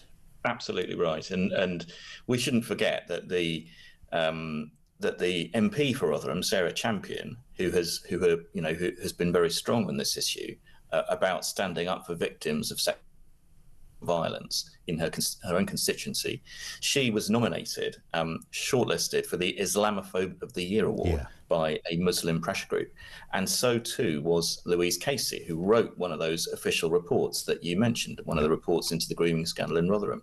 They were both described as Islamophobes by a major Muslim pressure group for revealing for acting on facts which were by then in absolutely no dispute, by the way. Another couple of councillors were forced to resign after the Casey report, after it found that that they had, council staff felt that they'd suppressed discussion for fear of upsetting community relations. And another of the revelations in our report today is that a relative of one of those councillors was involved in the report which drew up the Islamophobia definition. Yes. And that's actually that same guy, the relative of one of the councillors, also led a boycott of the police in Rotherham. He's from Rotherham himself as well. He led a boycott of the police in Rotherham after what he described as their pushing the pernicious lie, suggesting that they didn't make arrests for the grooming scandal because of fears of being called racist. Yeah. And this is one of the people involved in actually drawing up the Islamophobia definition. So there's real links here that people should be aware of. And the government, of course, do tend to tiptoe around this still, don't they? Rather than kind of calling this out and being, maybe just, quite clear of what is going on. As you say, there are some exceptions of some MPs with limited success in many respects in getting this out there, but there is still a very, and with Starmer, I don't think we heard anything particularly robust on this point the last time he responded. No, I'm worried about where they're going. So I think later this week, probably on Friday, we're expecting them to announce what's called an Islamophobia Council, and I think one of its purposes is going to be to come up with some kind of Islamophobia definition that the government can then officially adopt. And bluntly, any definition, as I say, would be a bad idea for the reasons I said already. But it's particularly concerning because we believe that the chair of this Islamophobia Council that they're going to announce is going to be Dominic Grieve, who is very closely associated with support for the Islamophobia definition pushed by the official report that we're talking about. So I just think they're obviously heading in the wrong way, and this isn't something that should be treated as a partisan issue by the government. It should be treated as an issue in which they need to get cross-party support, and there's deep cross-party alarm, and there's alarm within some parts of the Labour Party about doing this, because it absolutely won't help Muslims. It'll make matters worse for Muslims. It'll create social tensions, and it'll create exactly the kind of thing, two-tier policing, two-tier policy that the government is at pains to say it doesn't practice. Indeed. Andrew, listen, thank you for highlighting this, and we'll watch with interest how this story moves on. But thank you, Andrew Gilligan, Senior Fellow at the Policy Exchange, on that. It's just a bit extraordinary, bearing in mind the sort of numbers and the victims that we're talking about here. In any other walk of life, you might have, I've said this loads of times, you might have a Stella Creasy kind of MP or a Jess Phillips, although she's now a minister, would have been standing up and reading out the names of victims for this kind of thing. And they've always made a point, and certainly Jess Phillips has made a point of making sure that the abuse of young girls and women remains certainly on the parliamentary agenda and is always in our minds. There are some very specific issues surrounding women and girls, which doesn't really appear to extend to this story, which is utterly bizarre, isn't it? It's absolutely bizarre that champions of women's rights and the rights and the safety of young girls in so many areas, in domestic settings where things have been awful for particularly young kids, young girls in particular, but not exclusively, but for the benefit of this discussion, young girls in care, young girls in vulnerable homes, women in the workplace, goodness knows what else. The list goes on, and yet this component of girls' and women's safety has almost been erased from their agenda. It's almost like it doesn't exist, that there's nothing to see here. Grooming gangs on an industrial scale, operating on an industrial scale, and clear evidence that is becoming more apparent by the day of so many elements of authority and establishment, whether it's the police, social services, local councillors, who've kept their mouth shut or dismissed complaints. So it's horrendous enough that this has gone on and probably still is. But to compound the absolute horror of this, a kind of wall of silence from some. We don't really want to go there because we'd be saying all the wrong words, because it would mean I'd have to use the words grooming gangs and Muslims and Pakistanis in the same sentence, and I'm not comfortable doing that, frankly. Well, get in the bin, you hole, get in the bin. Say it out loud. Read names of people, victims, like you would for any other crime, when there is a disproportionate amount of victims who come from one particular vulnerable group. Young girls, often girls from care, not exclusively. We've spoken to relatives and fathers of girls who didn't come from that background but somehow got involved. Read it out, shout it from the right. Let's not stop talking about it. And I know there's a fine line between, you know, the world we live in with social media. You have to be careful what you don't want people to have a pile-on to innocent, those that are innocent. But frankly, our emphasis and our concern, all of our concern and emphasis, needs to be on the victims of this, right? On the victims of this. I don't, you know, it's not good that people, you know, pile into others who have nothing to do with this. I get that. But if you're asking me where you want my concerns to be with that scenario or the victims, I think we all know what the only answer to that should be. 0344 499 1000. Let's talk to Steve in Manchester. What do you got for us, Steve? Good afternoon to you. It's Stephen, by the way. Oh, Stephen. I do apologise. It says Steve. So you never known as Steve, Stephen? I don't like being called Steve. Do you not? See, if I was called Stephen, I would refute Stephen and go for Steve. It's horrendous. What, Steve McQueen did all right out of it. Both of them. I didn't even think Steve McQueen was that cool, by the way. Did you not? I think it was just I don't know. He just wasn't the king of cool for me anyway. There's another Steve McQueen now, though, isn't there? Who's a designer and a... Yeah, he's cooler than the original Steve McQueen. Yeah, I think you're probably right. The original Steve McQueen dined out on that motorbike scene, didn't he, in the barbed wire? I hope his solicitors aren't listening. He was a bit of a patsy, wasn't he? He was a bit of a, I need to have a bigger scene than you sort of stuff. He wasn't... No. He was never quite Sean Connery, right? No, I don't like him either.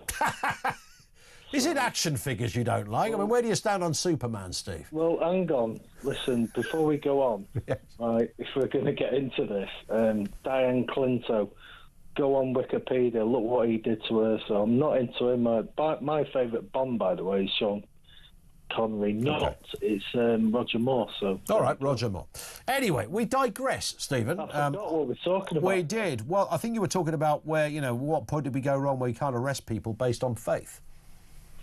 Well, here's the thing, right? No one ever wants to talk about this, but the thing is, this was predicted 30 or 40, 50 years ago that, listen, multiculturalism does work, but multi-faithism doesn't. Do you know what I mean? It's like we're always going, we're a secular country, and you know, listen, we had all this stuff with. Listen, I can remember the Deansgate bombing in Manchester. I remember the Arndale Centre bombing, which I was living in Glasgow at the time, and my boss phoned me up, who was a wonderful Scottish guy.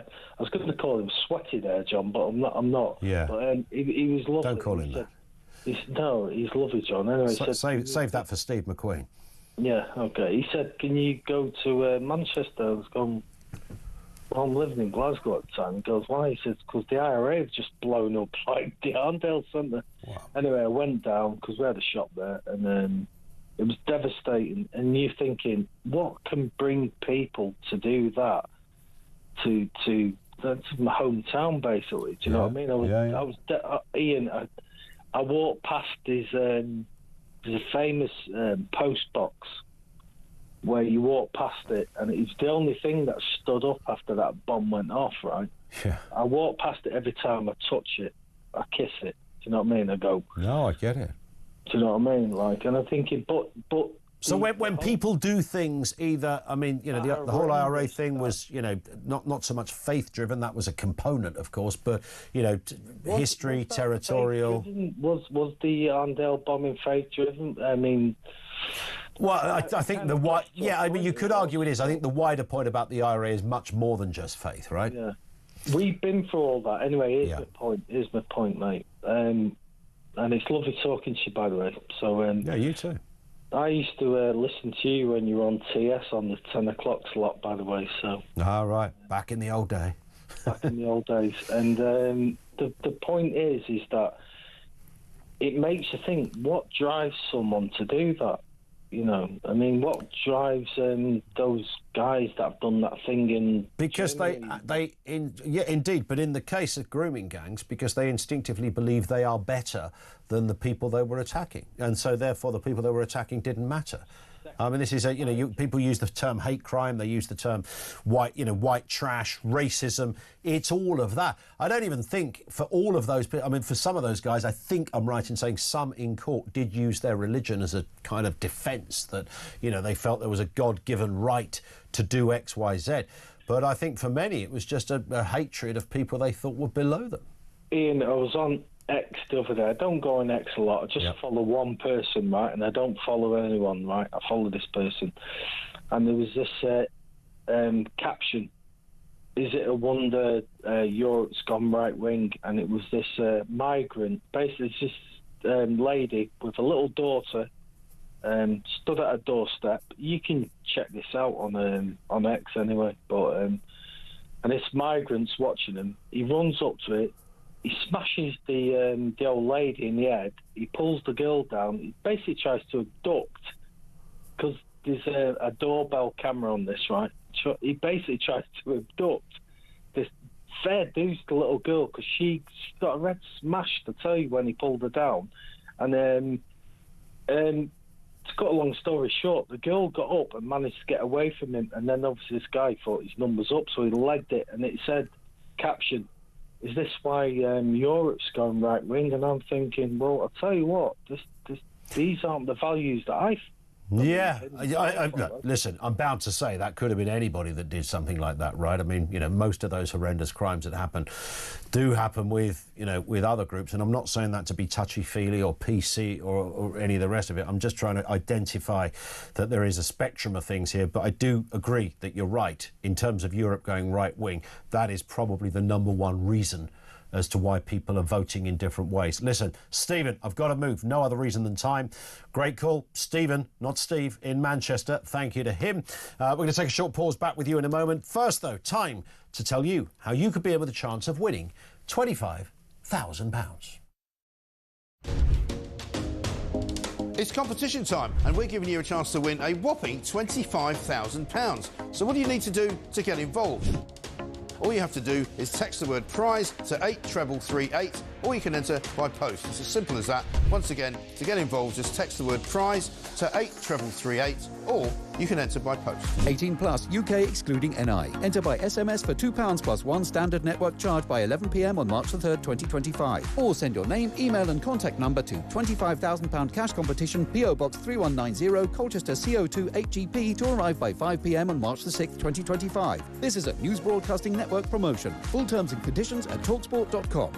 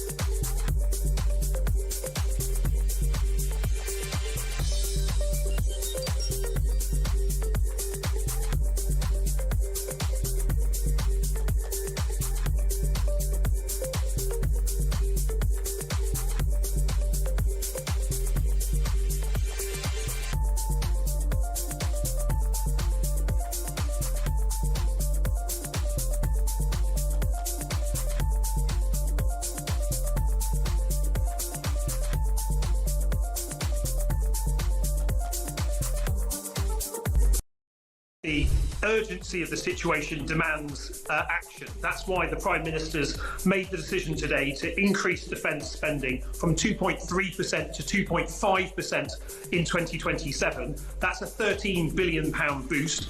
We know that we're in a more unsafe world. We know that Russia has not only committed assassinations on UK soil, is threatening our friends and allies, and is waging an illegal war against our friends in Ukraine.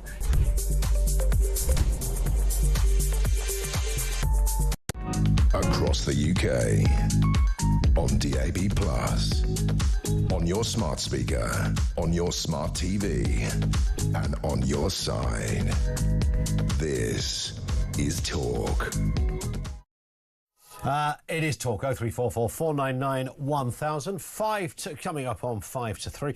Back to the calls in a second. It's the voice of doom, by the way. It's day two of the new voice. The last one went after 5 days. This is the political mystery voice bit. Very simple. If you think you know who this is, then you can give us a shout. Here it is. Now, in the present situation... Who is that? Don't phone in, by the way, because there ain't no prize, but you can message in 87222. Here it is again. Now, in the present situation... Who's that, then? If we get a right answer, we will, of course, reveal all on the other side of the news at 3. If we don't, it rolls over again to tomorrow. I thought this was quite doable. On a scale of 1 to 10, I thought this was about a 7 in terms of getting an instant right answer. The more I hear it, I can see why it could be trickier than we thought. Here's the voice again. Now, in the present situation... Who's that, then? 87222, details on the way. Here's one from Gary, who's in East Malling. Ellie and climate. OK, this is the Green MP.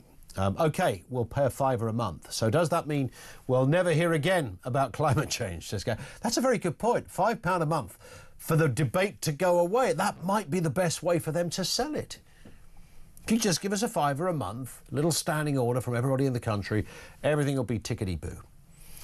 One here says it's often not mentioned. Governments look at everything as a means to tax us. That's what net zero is, in my opinion. Good point. Robert in Nottingham. Why isn't anyone quizzing Theresa May as to why she pushed the Climate Change Act without even a debate, let alone a vote, in the House of Commons? Democracy? Personally, I have increased meat consumption as soon as they asked us to eat less meat. Travel, fly long haul from Dublin or Amsterdam to avoid high taxes. And there it is. I mean, if you start penalising people financially, people will try and find a way of avoiding it. Why would they not? This one in from Ken, Trump Gaza video. Only narcissists dream of huge gold statues of their own image. He's lost the plot and we're all bowing to him. He's loving it, says Ken in Lancashire. Well, to be fair, I mean, it was he that initially said about building a kind of Riviera over there in Gaza. I think everybody else has extrapolated from that it's going to be a Trump hotel and there's going to be, you know, casinos and bowling alleys and all this kind of stuff. Nobody else has specifically made that point. One here that comes in from John in Lancaster. When I ask net zero believers, where's the proof? I always get the reply, most scientists agree. This is one of the most unscientific statements ever. Science isn't decided by consensus, but by rigorous testing and experimentation. All we have now is guessing in the form of projections, where you can enter whatever data you like to get whatever result that you like. And I think, you know, nobody's denying climate change. That's the point, isn't it? It's whether we can do anything about it. And I go back to the bit that I raised with the guest earlier, that if you took all humans off the planet, if we didn't exist, would we be sitting back on another planet looking down at Earth and still seeing climate change? And I think we probably would. And whether that was huge hurricanes and winds or cold conditions or areas where things were heating up, I'm pretty sure we'd see that. And even if there is a human component, there's going to be some component. Is it enough to physically change the entirety of the Earth's climate?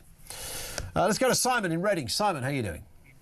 Hi. I just want to talk about the Islamophobia question. Yes, what are your thoughts on that?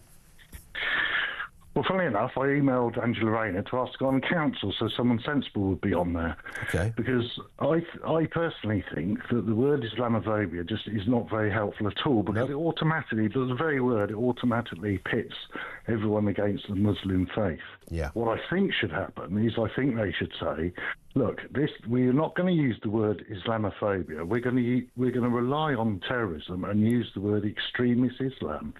And then what they should do is actually detail what they consider to be extremist behaviour in our country. Yeah. Because we would do it with Christian, we would do it with every other religion. So do you know what? I've just had a message here on Twitter on this point, Simon, from Laurie, who says, excellent observation about Jess Phillips, alarmingly silent on the Muslim grooming gangs of young white girls. If it was white men raping young Muslim or Pakistani girls, the left-wing media would repeatedly cover this on a daily basis. I think that's true. I genuinely believe that is true.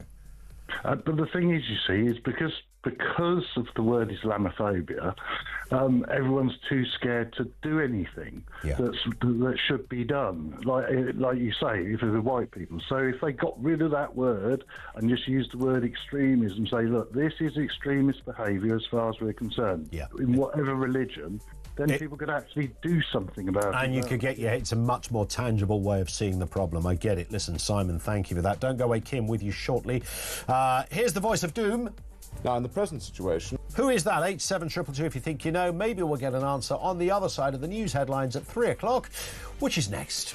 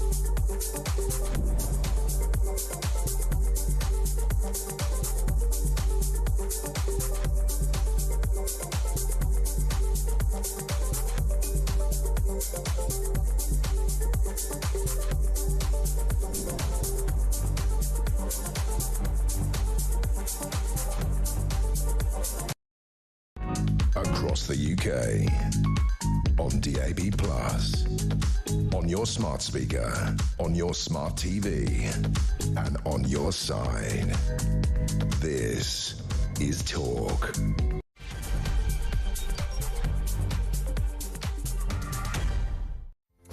Indeed, welcome back. Good afternoon. Welcome to the home of common sense.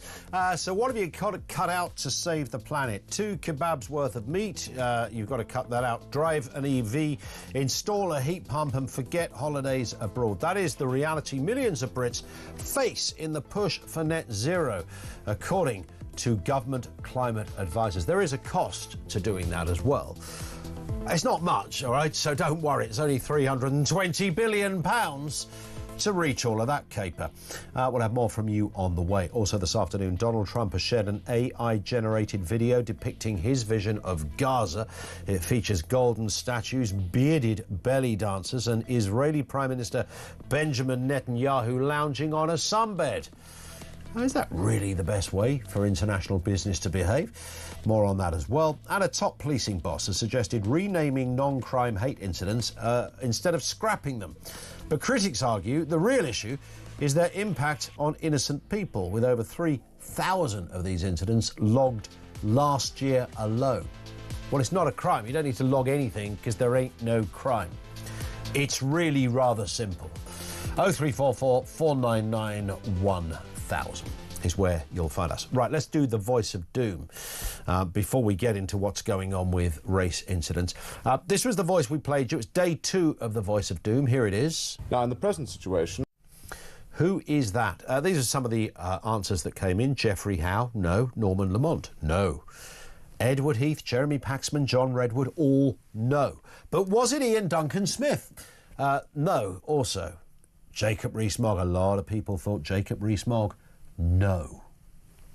However, Michael Hasseltine, he was a lot of hassle, wasn't he? Michael Hasseltine, also no. All wrong answers. But that's a drum roll, kids.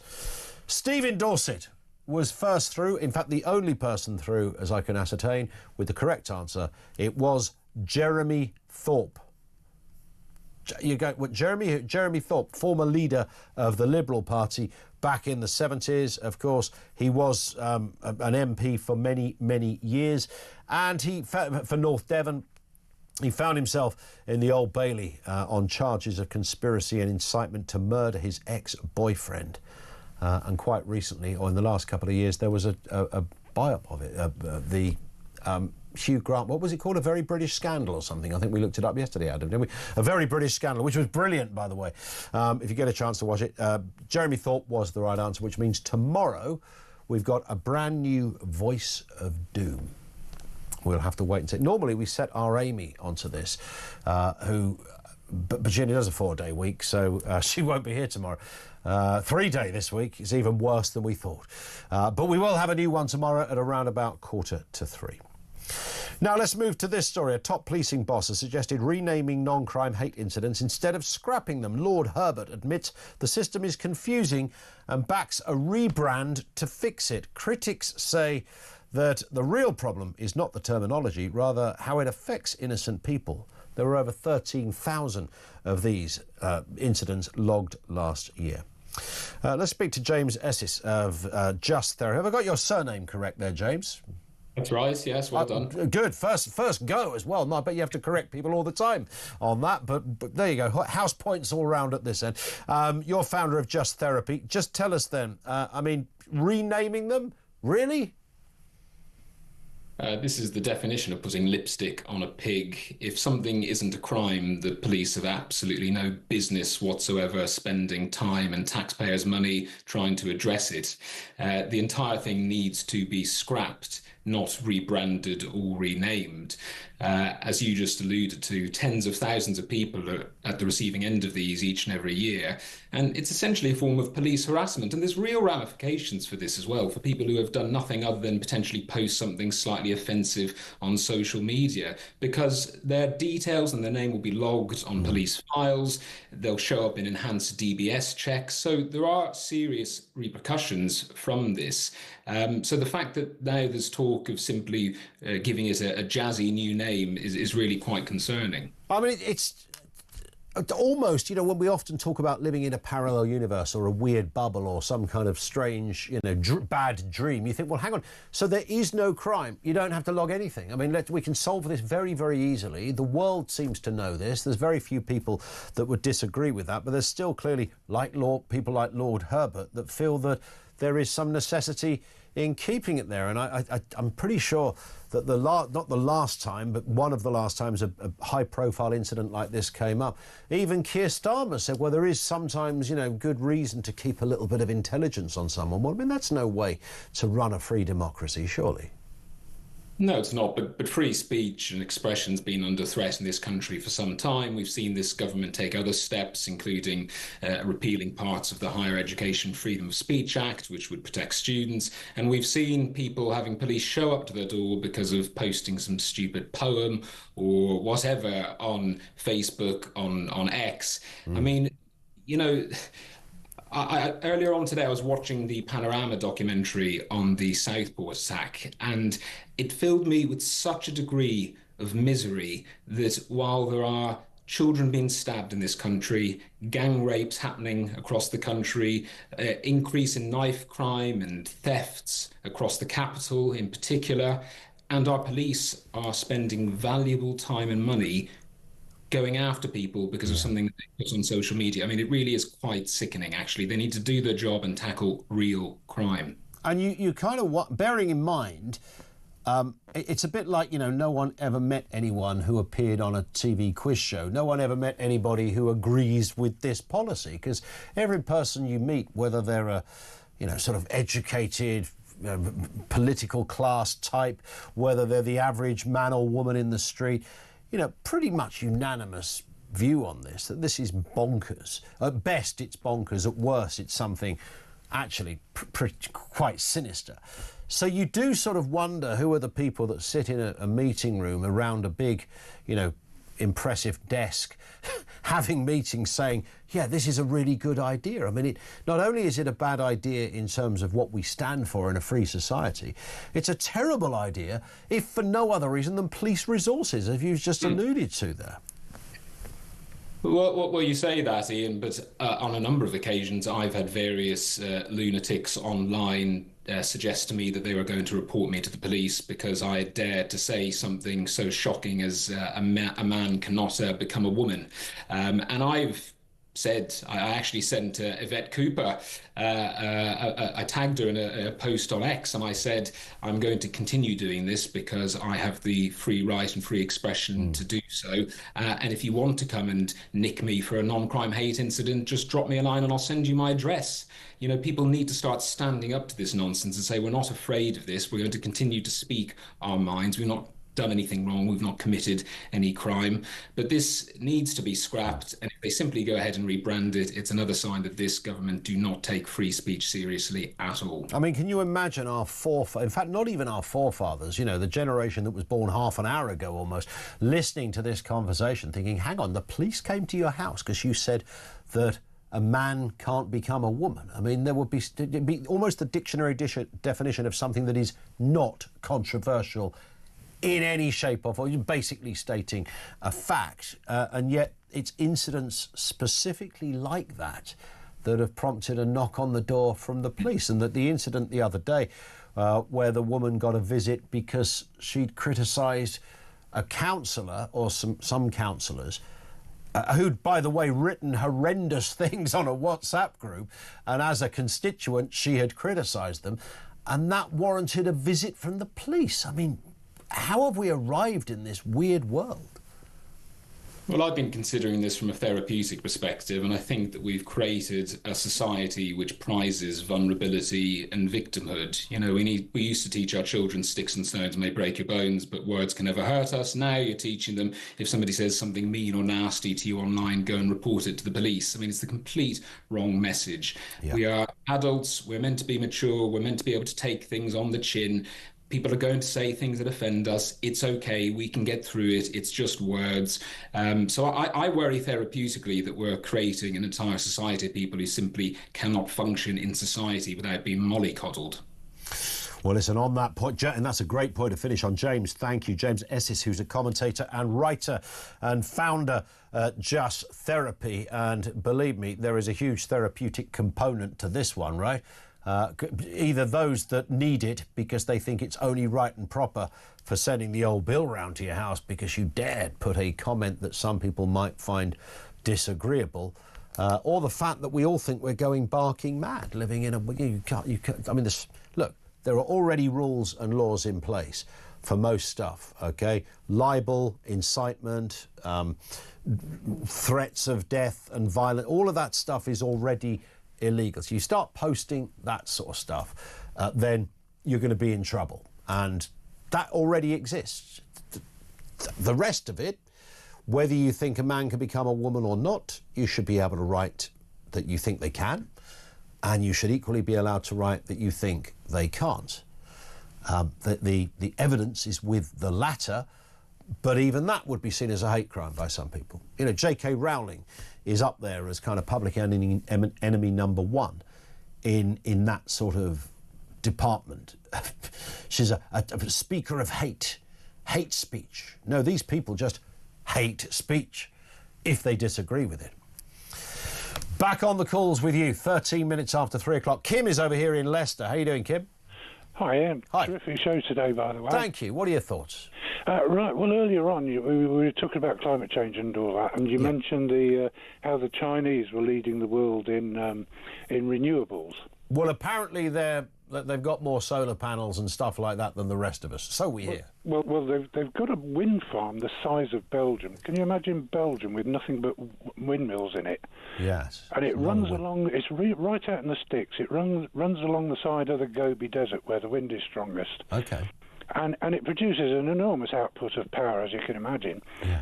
But the problem is, it's so far out in the sticks that they can't get the electricity to Beijing. So it's not doing anything, basically. No, it's almost 4,000 miles away, but the trouble is it's going through harsh weather and across mountain ranges. Blimey. And they can't put in the repeater stations and everything.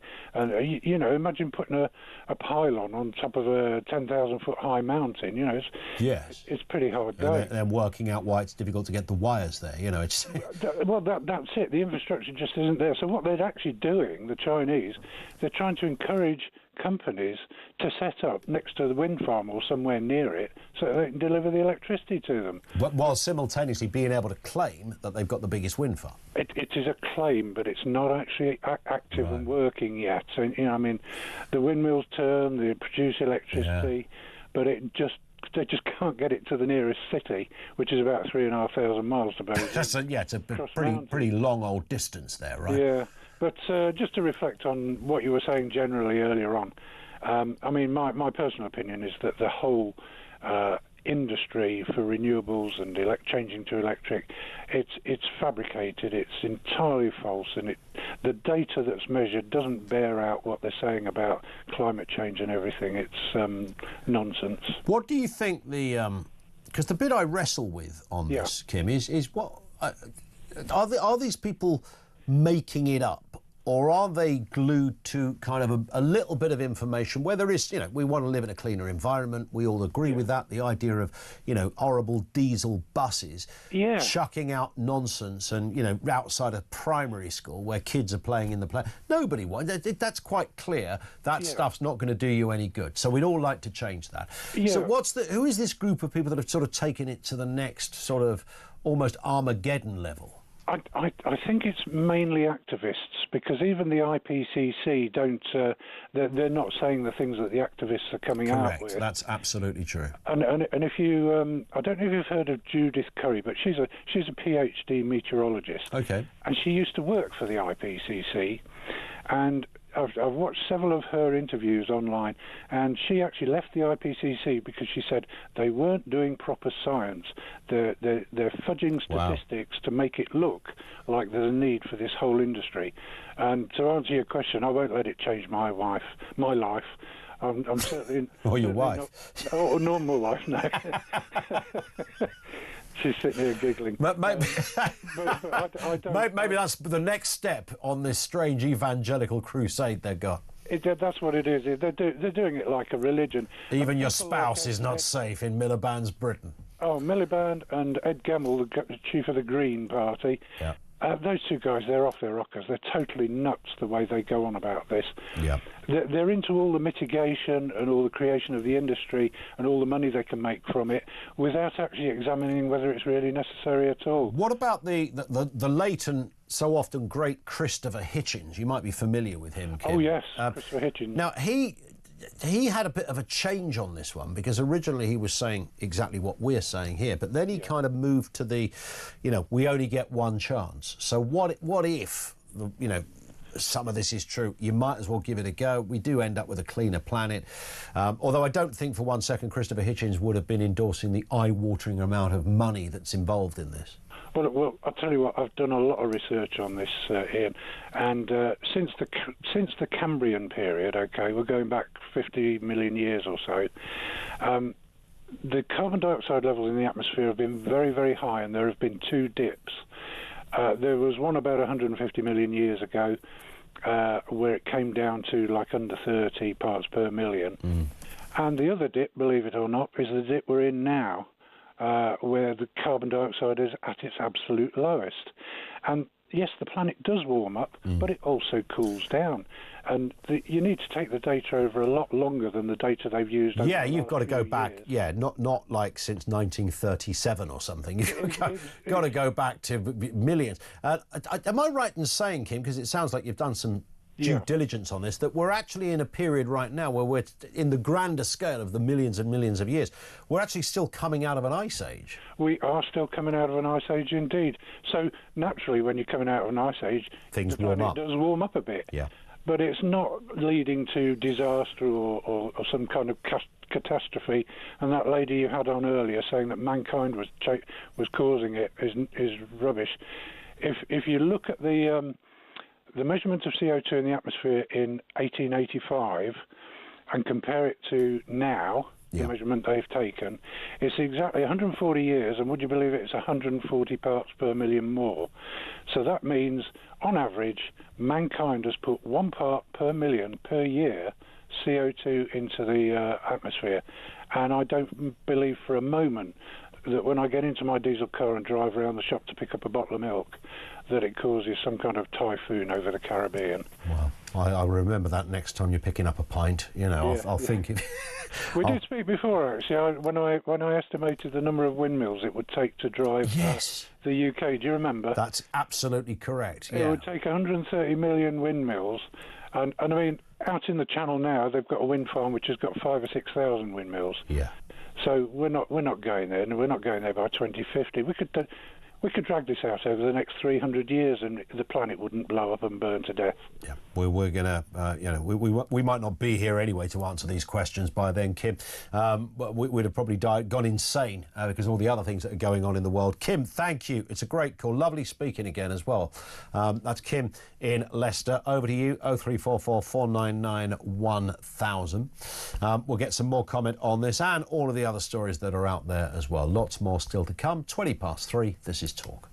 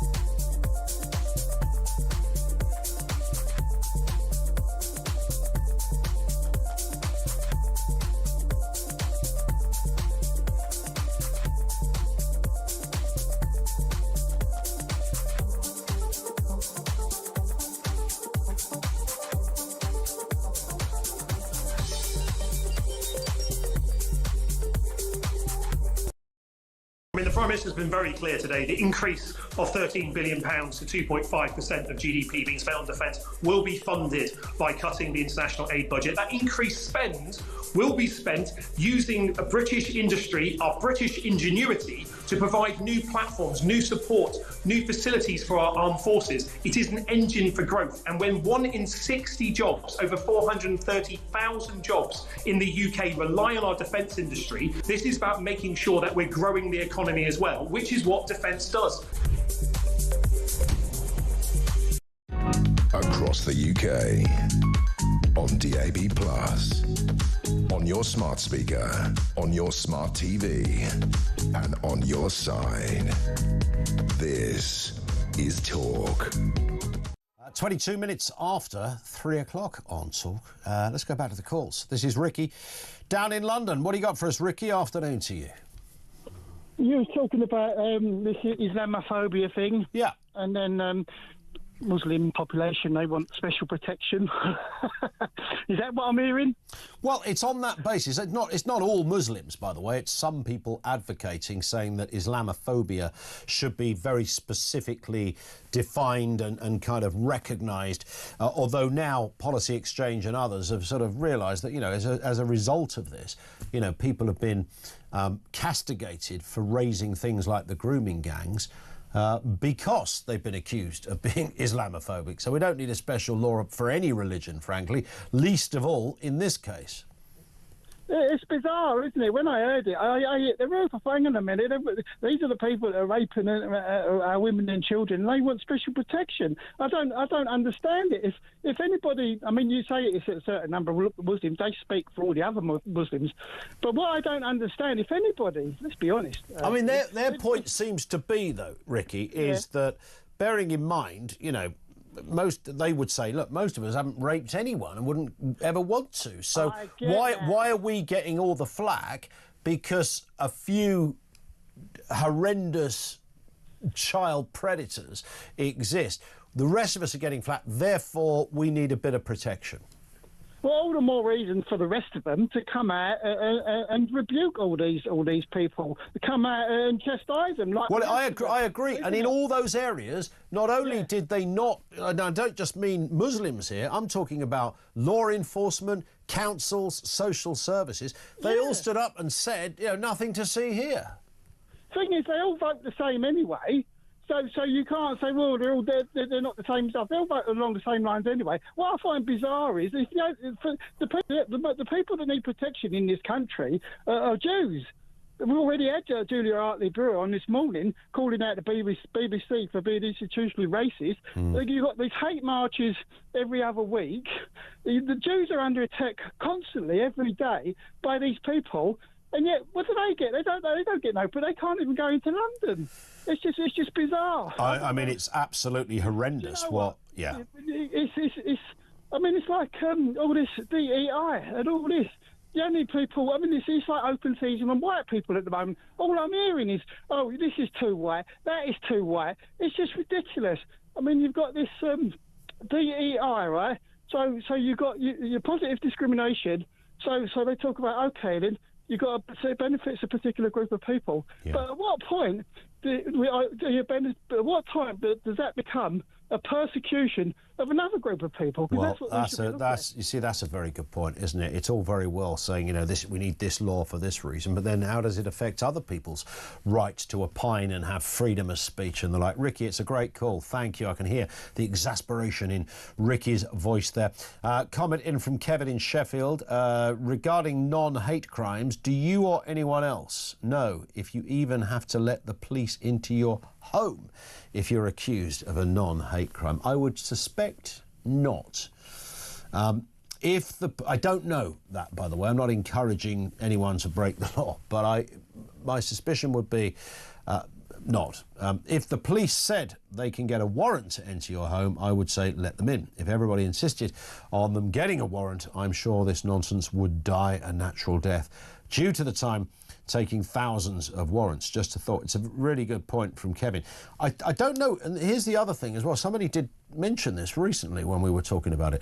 Not everybody who is suspected of a non-crime hate crime gets a visit, by the way. We only tend to see those stories because they're caught on a doorbell or they involve somebody high profile. Often you just get a letter that's probably more so. There were 13,000 of these incidents last year. I don't think there were 13,000 knocks on the door, but there would have been a few.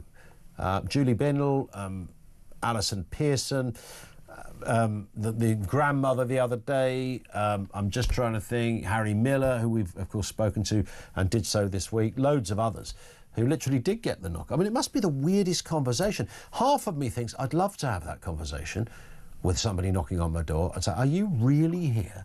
Are you seriously here for this? And I think the answer would be, well, you haven't done anything wrong, don't worry. In which case your answer is, well, why are you here then? You don't need to be here. If there's no crimes being committed, you've got no reason to be here. But then there's another part of me that thinks, you know, nobody wants the police to turn up at their house. You know, if your kids are there and the neighbours and all of that, I think it's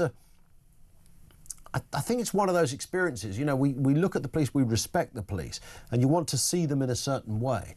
But if they have to be in your house, there's something, if you care about law and order and have a respect for a system and our system of law and order, then I think, you know, a copper standing in your living room is quite an overwhelming experience, and one you'd rather not happen, because most of the time the average copper will not be there to deliver good news. They'll be there to deliver, you know, either some absolutely terrible news or, you know, some news you'd rather not hear, like the non-crime hate crime. Helen's in Blackheath on net zero. Helen, what have you got for us? Are you putting the solar panels on your roof yet? I'm certainly not, no, because the way that I look at it is I'm thinking back to the lady who you were talking. Was she a climate activist or whatever? She was a green. Do you mean the woman at the beginning of the programme? Saying we should pay £5. Yeah, she was well, she was saying it works out to £5 each. Well, I've got to tell you, where does this £5 go? And I've got to tell you, I am paying more than £5 a month, a week, or whatever. Fair point. Because I mean, I live in Blackheath, so we've got shut of our cars for Sadiq Khan. Yeah. So we live in a ULEZ thing, and now our great Greenwich Council. They've now put £300 on my card so I can park outside my house. Okay. They've upped my council tax, so I'm paying more than £5. So where is all this money going? Who has got a new Lamborghini this week? Who's getting a new Lamborghini next week? Ed Miliband. Having a new kitchen. It's all about Ed's Lamborghinis. Yeah. Who are these people getting all this money? Follow the money. You know, we go back to all these charities that knock on the door. You know, who has the biggest car in your establishment? Who owns the biggest car? Who takes home the biggest wage? The Miliband the other Miliband in America, who was earning all that money. Yeah. From some charity. Yeah, he works for a charity over $1 million a year, $1.25 million a year. I think 1.25 million or something. Yeah, and then there's the what was the other guy in the podcast that Mike Graham keeps going on about, whose wife gets all these millions for teaching Afghani women to basket. Oh, this was Rory Stewart, I think. Yeah, Rory Stewart. Yeah, well, you've got to teach Afghan women about art and pottery, obviously, otherwise the world ends. Yes, but today we've got the English cricket team playing Afghanistan. Yeah, apparently so. Where's Rory Stewart there? Come on, they're all bloody hypocrites. They're all taking all this money, and it's all just to put in their own pockets to go around and have their own dinner parties. And I've got to tell you, I had a new boiler last week, and I don't care. I don't care anymore. I don't care about my gas guzzling, well, not a gas guzzling car. I don't care about my petrol car, because my petrol car is far more sustainable than the electric cars with all those batteries. So when all those batteries go, where are they going? Where are they going to recycle those batteries? Do all these green people... Blackheath. Blackheath, where the Great Plague began, and it's where it will end, Helen. Well, where do they care about where all these batteries are going? No, they don't, because they're so with their noses up in their head going, oh, look how green they are. No, they are not. There and it is. travel more. All right, listen, Helen, we're slightly losing your line a bit. I know it's a hands-free thing, maybe, but it's fine. You made a great point. Passionate stuff from Helen in Blackheath. Back to you in a couple of moments. More to come. 0344 499 1000. Just gone 3:30.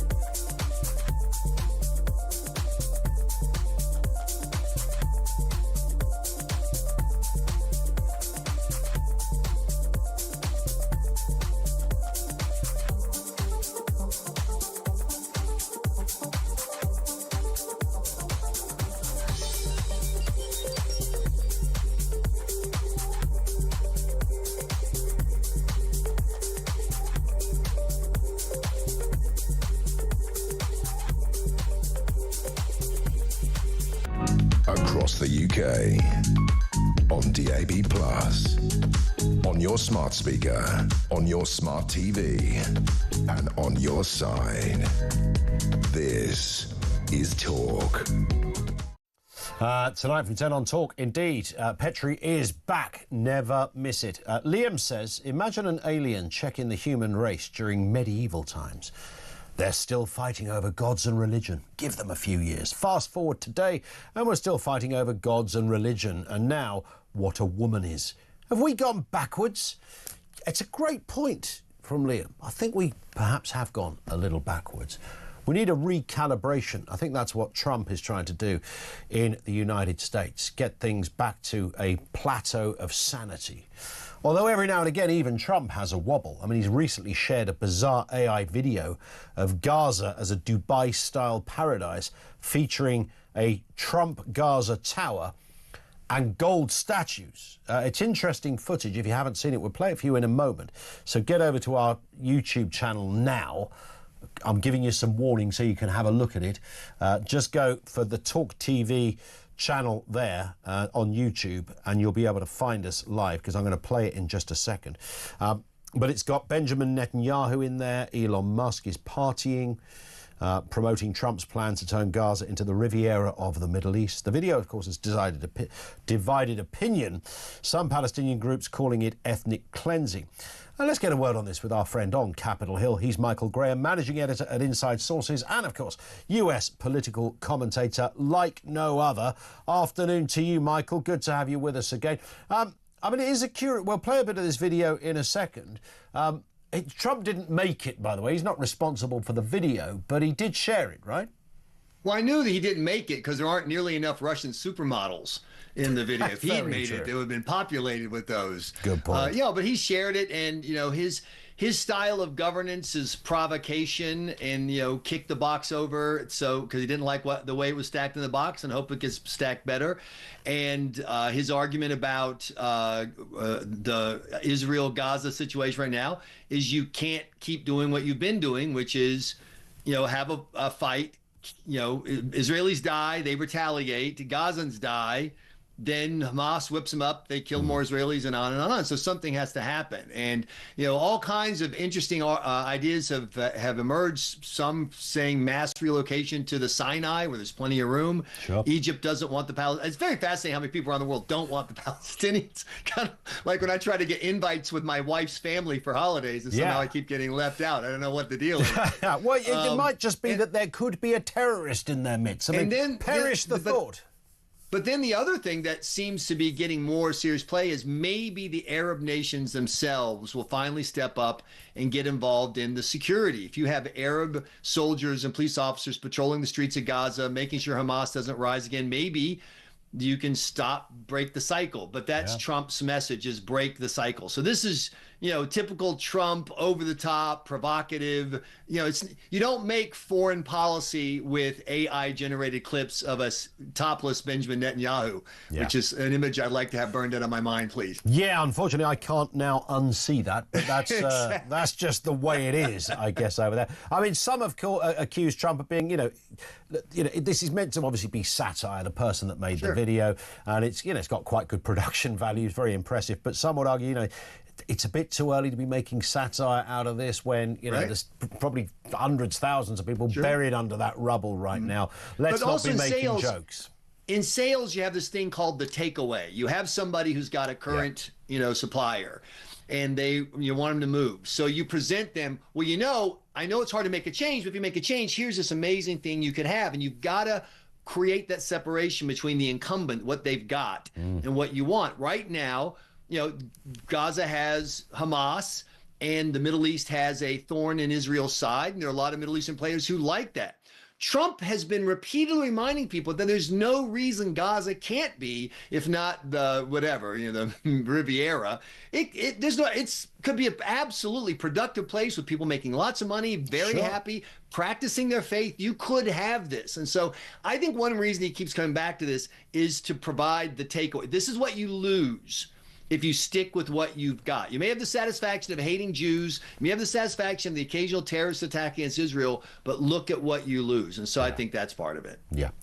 Let's just have a look at this other story as well, that's coming out of Ukraine. Zelensky says yes to rare minerals deal with Trump after the Ukrainian president refused to sign the £500 billion agreement. Now he's saying yes to this. Now, I think that I don't think anybody, we never talked about these minerals ever until about 10 minutes ago. And then suddenly everyone's talking about the minerals. And I reckon Trump, when I can see the scene in the Oval Office when Trump went, they got minerals there? Well, give us some of the minerals then, because we gave them a lot of stuff. So we want some back. And there's all sorts going on. There's iron, there's lithium, there's rare earths, as they call them, titanium, uranium.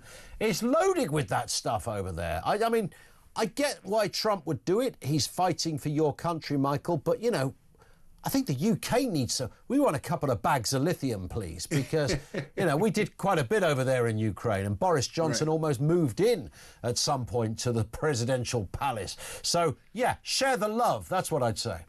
So many aspects of the story. I want to start with one that we've been covering at Inside Sources for a while, which is the U.S. does have some of these minerals. For example, lithium, which is key for cell phones, iPhones, whatever. Yep. But because of left of center regulations, we can't get them. For example, the state of Maine, which is governed entirely by Democrats, has maybe the largest lithium deposit in the world, one of the largest, and they've admitted we're not going to touch it. It's just going to sit there. Why? So that's on them because it's environment, and you have to do open pit mining, and you're icky, and so all the typical left wing. This is in Maine. Blah, blah. This is in Maine. Did you say? Here's the best part. Lithium is key for solar. So if you want to do solar, you need lithium. So you want to get people off of it. So anyways, that's our problem. We have our own issues. So blame America. On the flip side, Russia's your problem. I mean, the fact is, other than nukes, Russia isn't a problem for America. Yeah. We got plenty of energy. They're not on our border. Well, so that's the argument. So I completely disagree with Trump on this. I think it is absolutely in America's interest to have a strong, safe Western Europe that is constantly, protecting itself. I wait for the day when the Russian oligarchy and kleptocracy collapses. So I just disagree with him. I'm a big America, abroad kind of guy. But if your argument is Trump's, which is, hey, you're counting on our ideology for us to spend money and maybe get shot at. That's not a great deal. Now, if our interests are involved, if we have an interest in what happens in Ukraine, now you don't have to count on anything. We're setting up shop. We've got skin in the game. And so I'm going to laugh hilariously if it turns out that I'm wrong and Trump's right. And the way to actually secure Ukraine's future is to be more transactional and less ideological, less pro-democracy like me, and more what's in it for me like Trump. I don't know that that's how it's going to work out, but that's the path Trump is pursuing. It might well be that, the mineral thing. I mean, I think we run away with this word minerals. It's a bit like, it's a word that doesn't really get used in any kind of sentence in your day-to-day life. When was the last time you used the word mineral? Right. You might have used it with water, mineral water, but actually minerals in this context, and I didn't know about Maine. Whenever anybody says Maine to me, the first thing, first two words come into my head? Stephen King. I think that's his neck of the woods. And if anyone's going to mount a campaign against digging for some minerals, it's King, right? Oh, he's a big-time lefty. He agrees. Also, back to the energy thing, there's a push in the U.S. to go back to the days of using nuclear power. You saw the fiasco in Germany. Yep. Now the Germans are stuck with coal. It's so stupid. One of the issues we have, how much uranium do we have? How much easily processable uranium? And I'm not an expert, but inside sources have been covering this, and some of the experts we talked to say Ukraine has basically kind of the easiest, cheapest to get. If you're going to, for example, do micro nuclear processing, which I'm told is the future, small, factory built, processor or whatever, power plant that you can actually fly into a community, can empower an entire city, you're going to need more uranium. So once again, this could be a step for green energy, for lower carbon emissions. If you tie these two together, how hilarious will it be if Trump opens the pipeline for the U.S. to use less fossil fuel and more nuclear? There is a bigger story that's bigger than minerals. It's bigger than anything I've seen coming out of the White House, and that is this. Why has Donald Trump got what appears to be a recurring bruise on his hand? Now, this sounds a bit bizarre, but it's a story that some journalists somewhere, probably at the Washington Post, sat there one day and said, he's got a bruise on his hand. What's the story here? There's got to be a story behind this. And now everybody's going, where do you get the bruise from? Did Ivanka or somebody, is she still around, or is that the last one? I can't remember. Did somebody Melania. hit? That's her. Melania did she hit you with a beautiful first lady in the world? 100%. Nothing personal to there are many other attractive first ladies. No, but, not really. Let's be honest. I got to say, Trump is right about that. A presidential spouse is never a looker, male or female. What's happening, you get a bruise on your hand like that, I speak from experience in my younger days, is when you keep putting your hand on the wrong young lady's knee.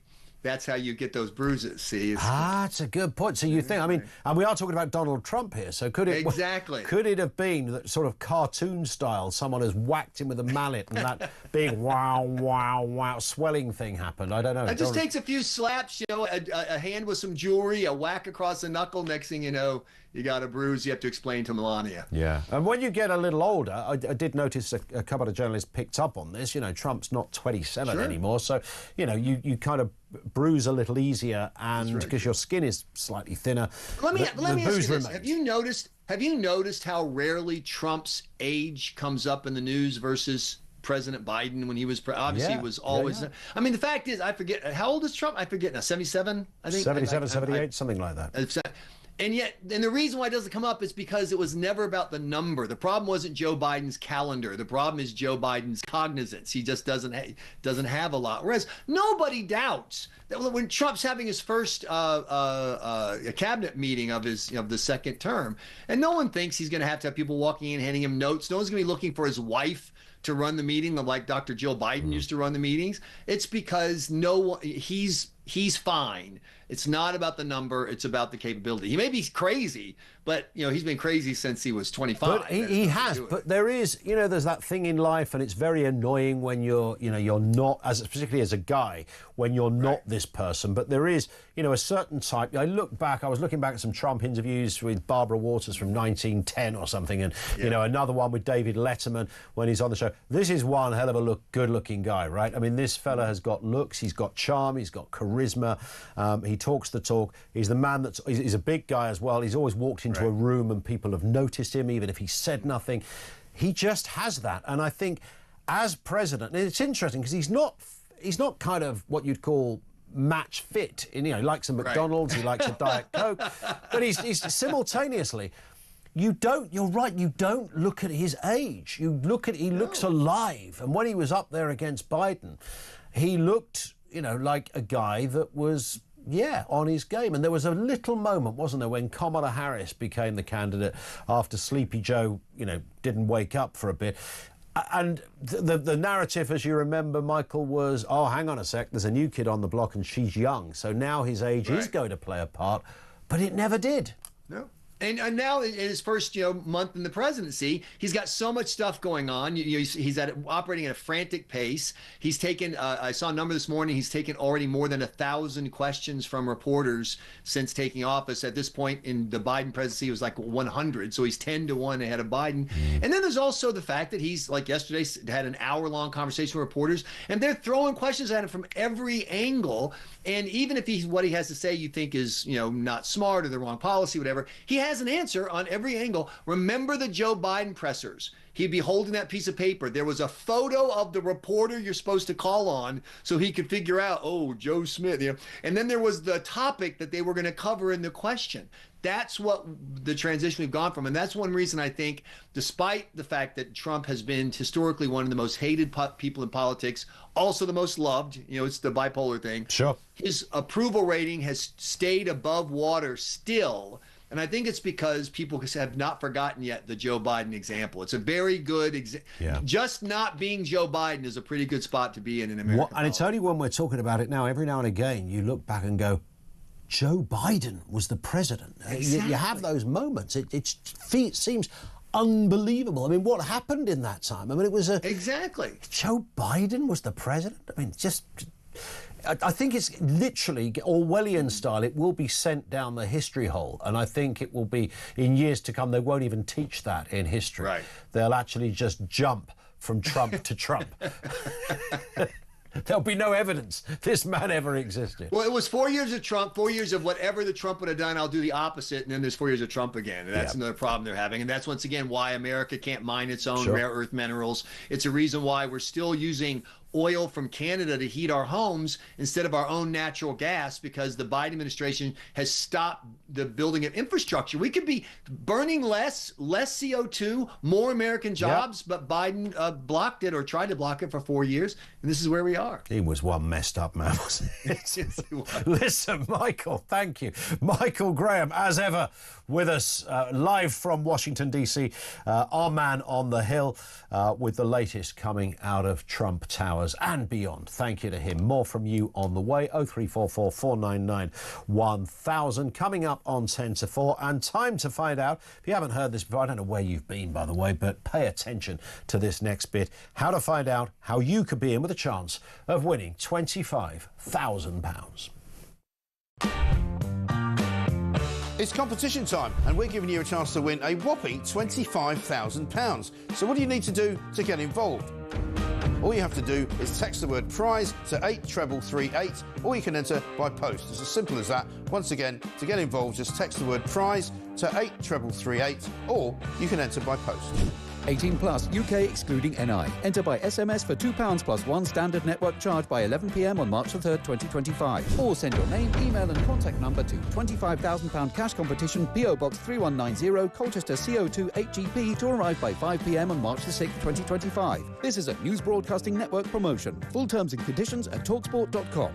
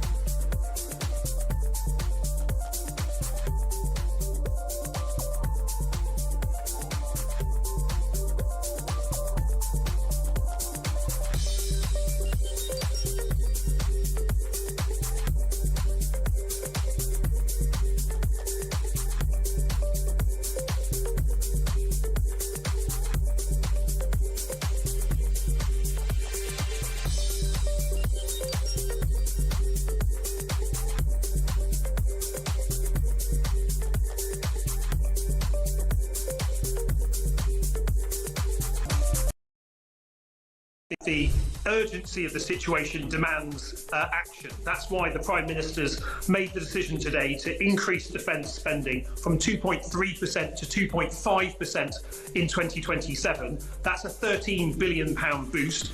We know that we're in a more unsafe world. We know that Russia has not only committed assassinations on UK soil, is threatening our friends and allies, and is waging an illegal war against our friends in Ukraine.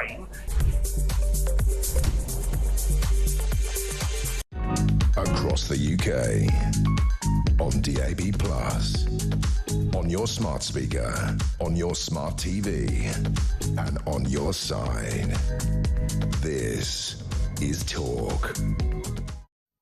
This one from Kenny in Edinburgh. How you doing? Kenny says, I love the Trump Gaza video. It's a small moment of light relief after the absolute misery of having to live in a world with the never-ending problems in the Middle East. People need to stop for a moment and just have a bit of a laugh. Nothing else placates these people, so why not try a wee giggle?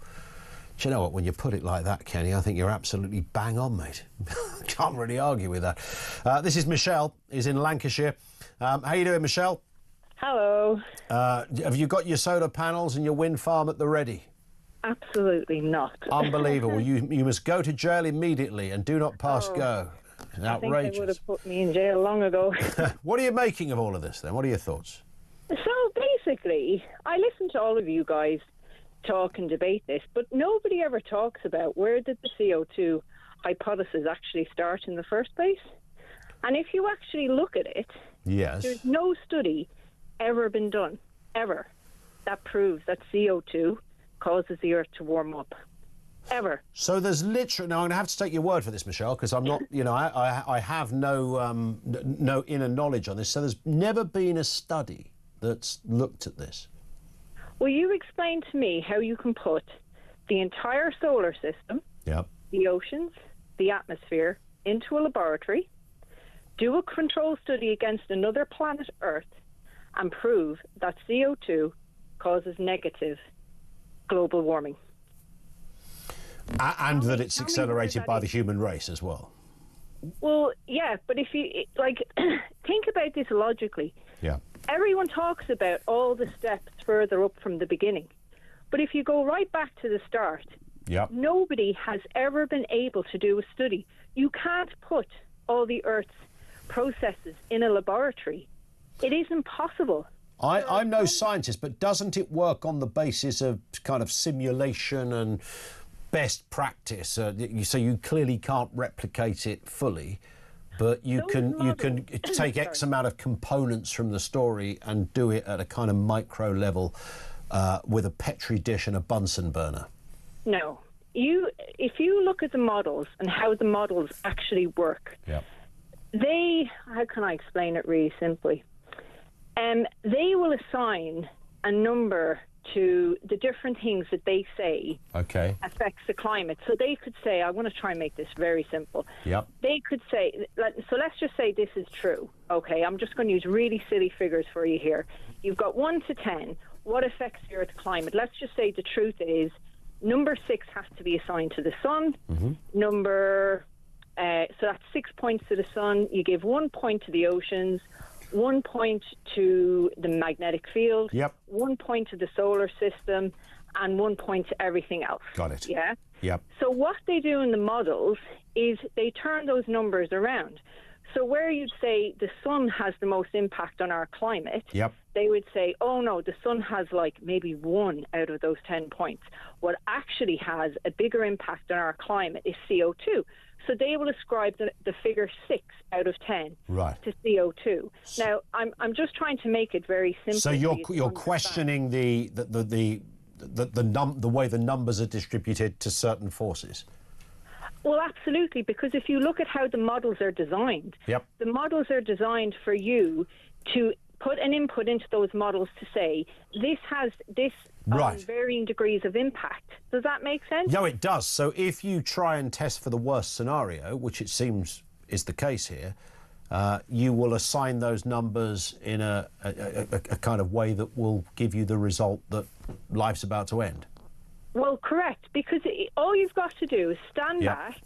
Anyone with just a little bit of common sense, it just goes to how are those models designed? Yep.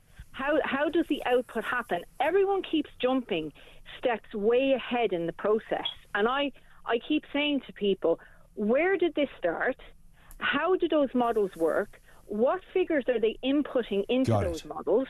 And when you actually look at do a comparison between the data of what actually happened on the ground and what the models say, the models are greatly exaggerated. You can't run science on a model. Michelle, we've got literally 5 seconds. Just give us your background and your kind of inner knowledge on this one.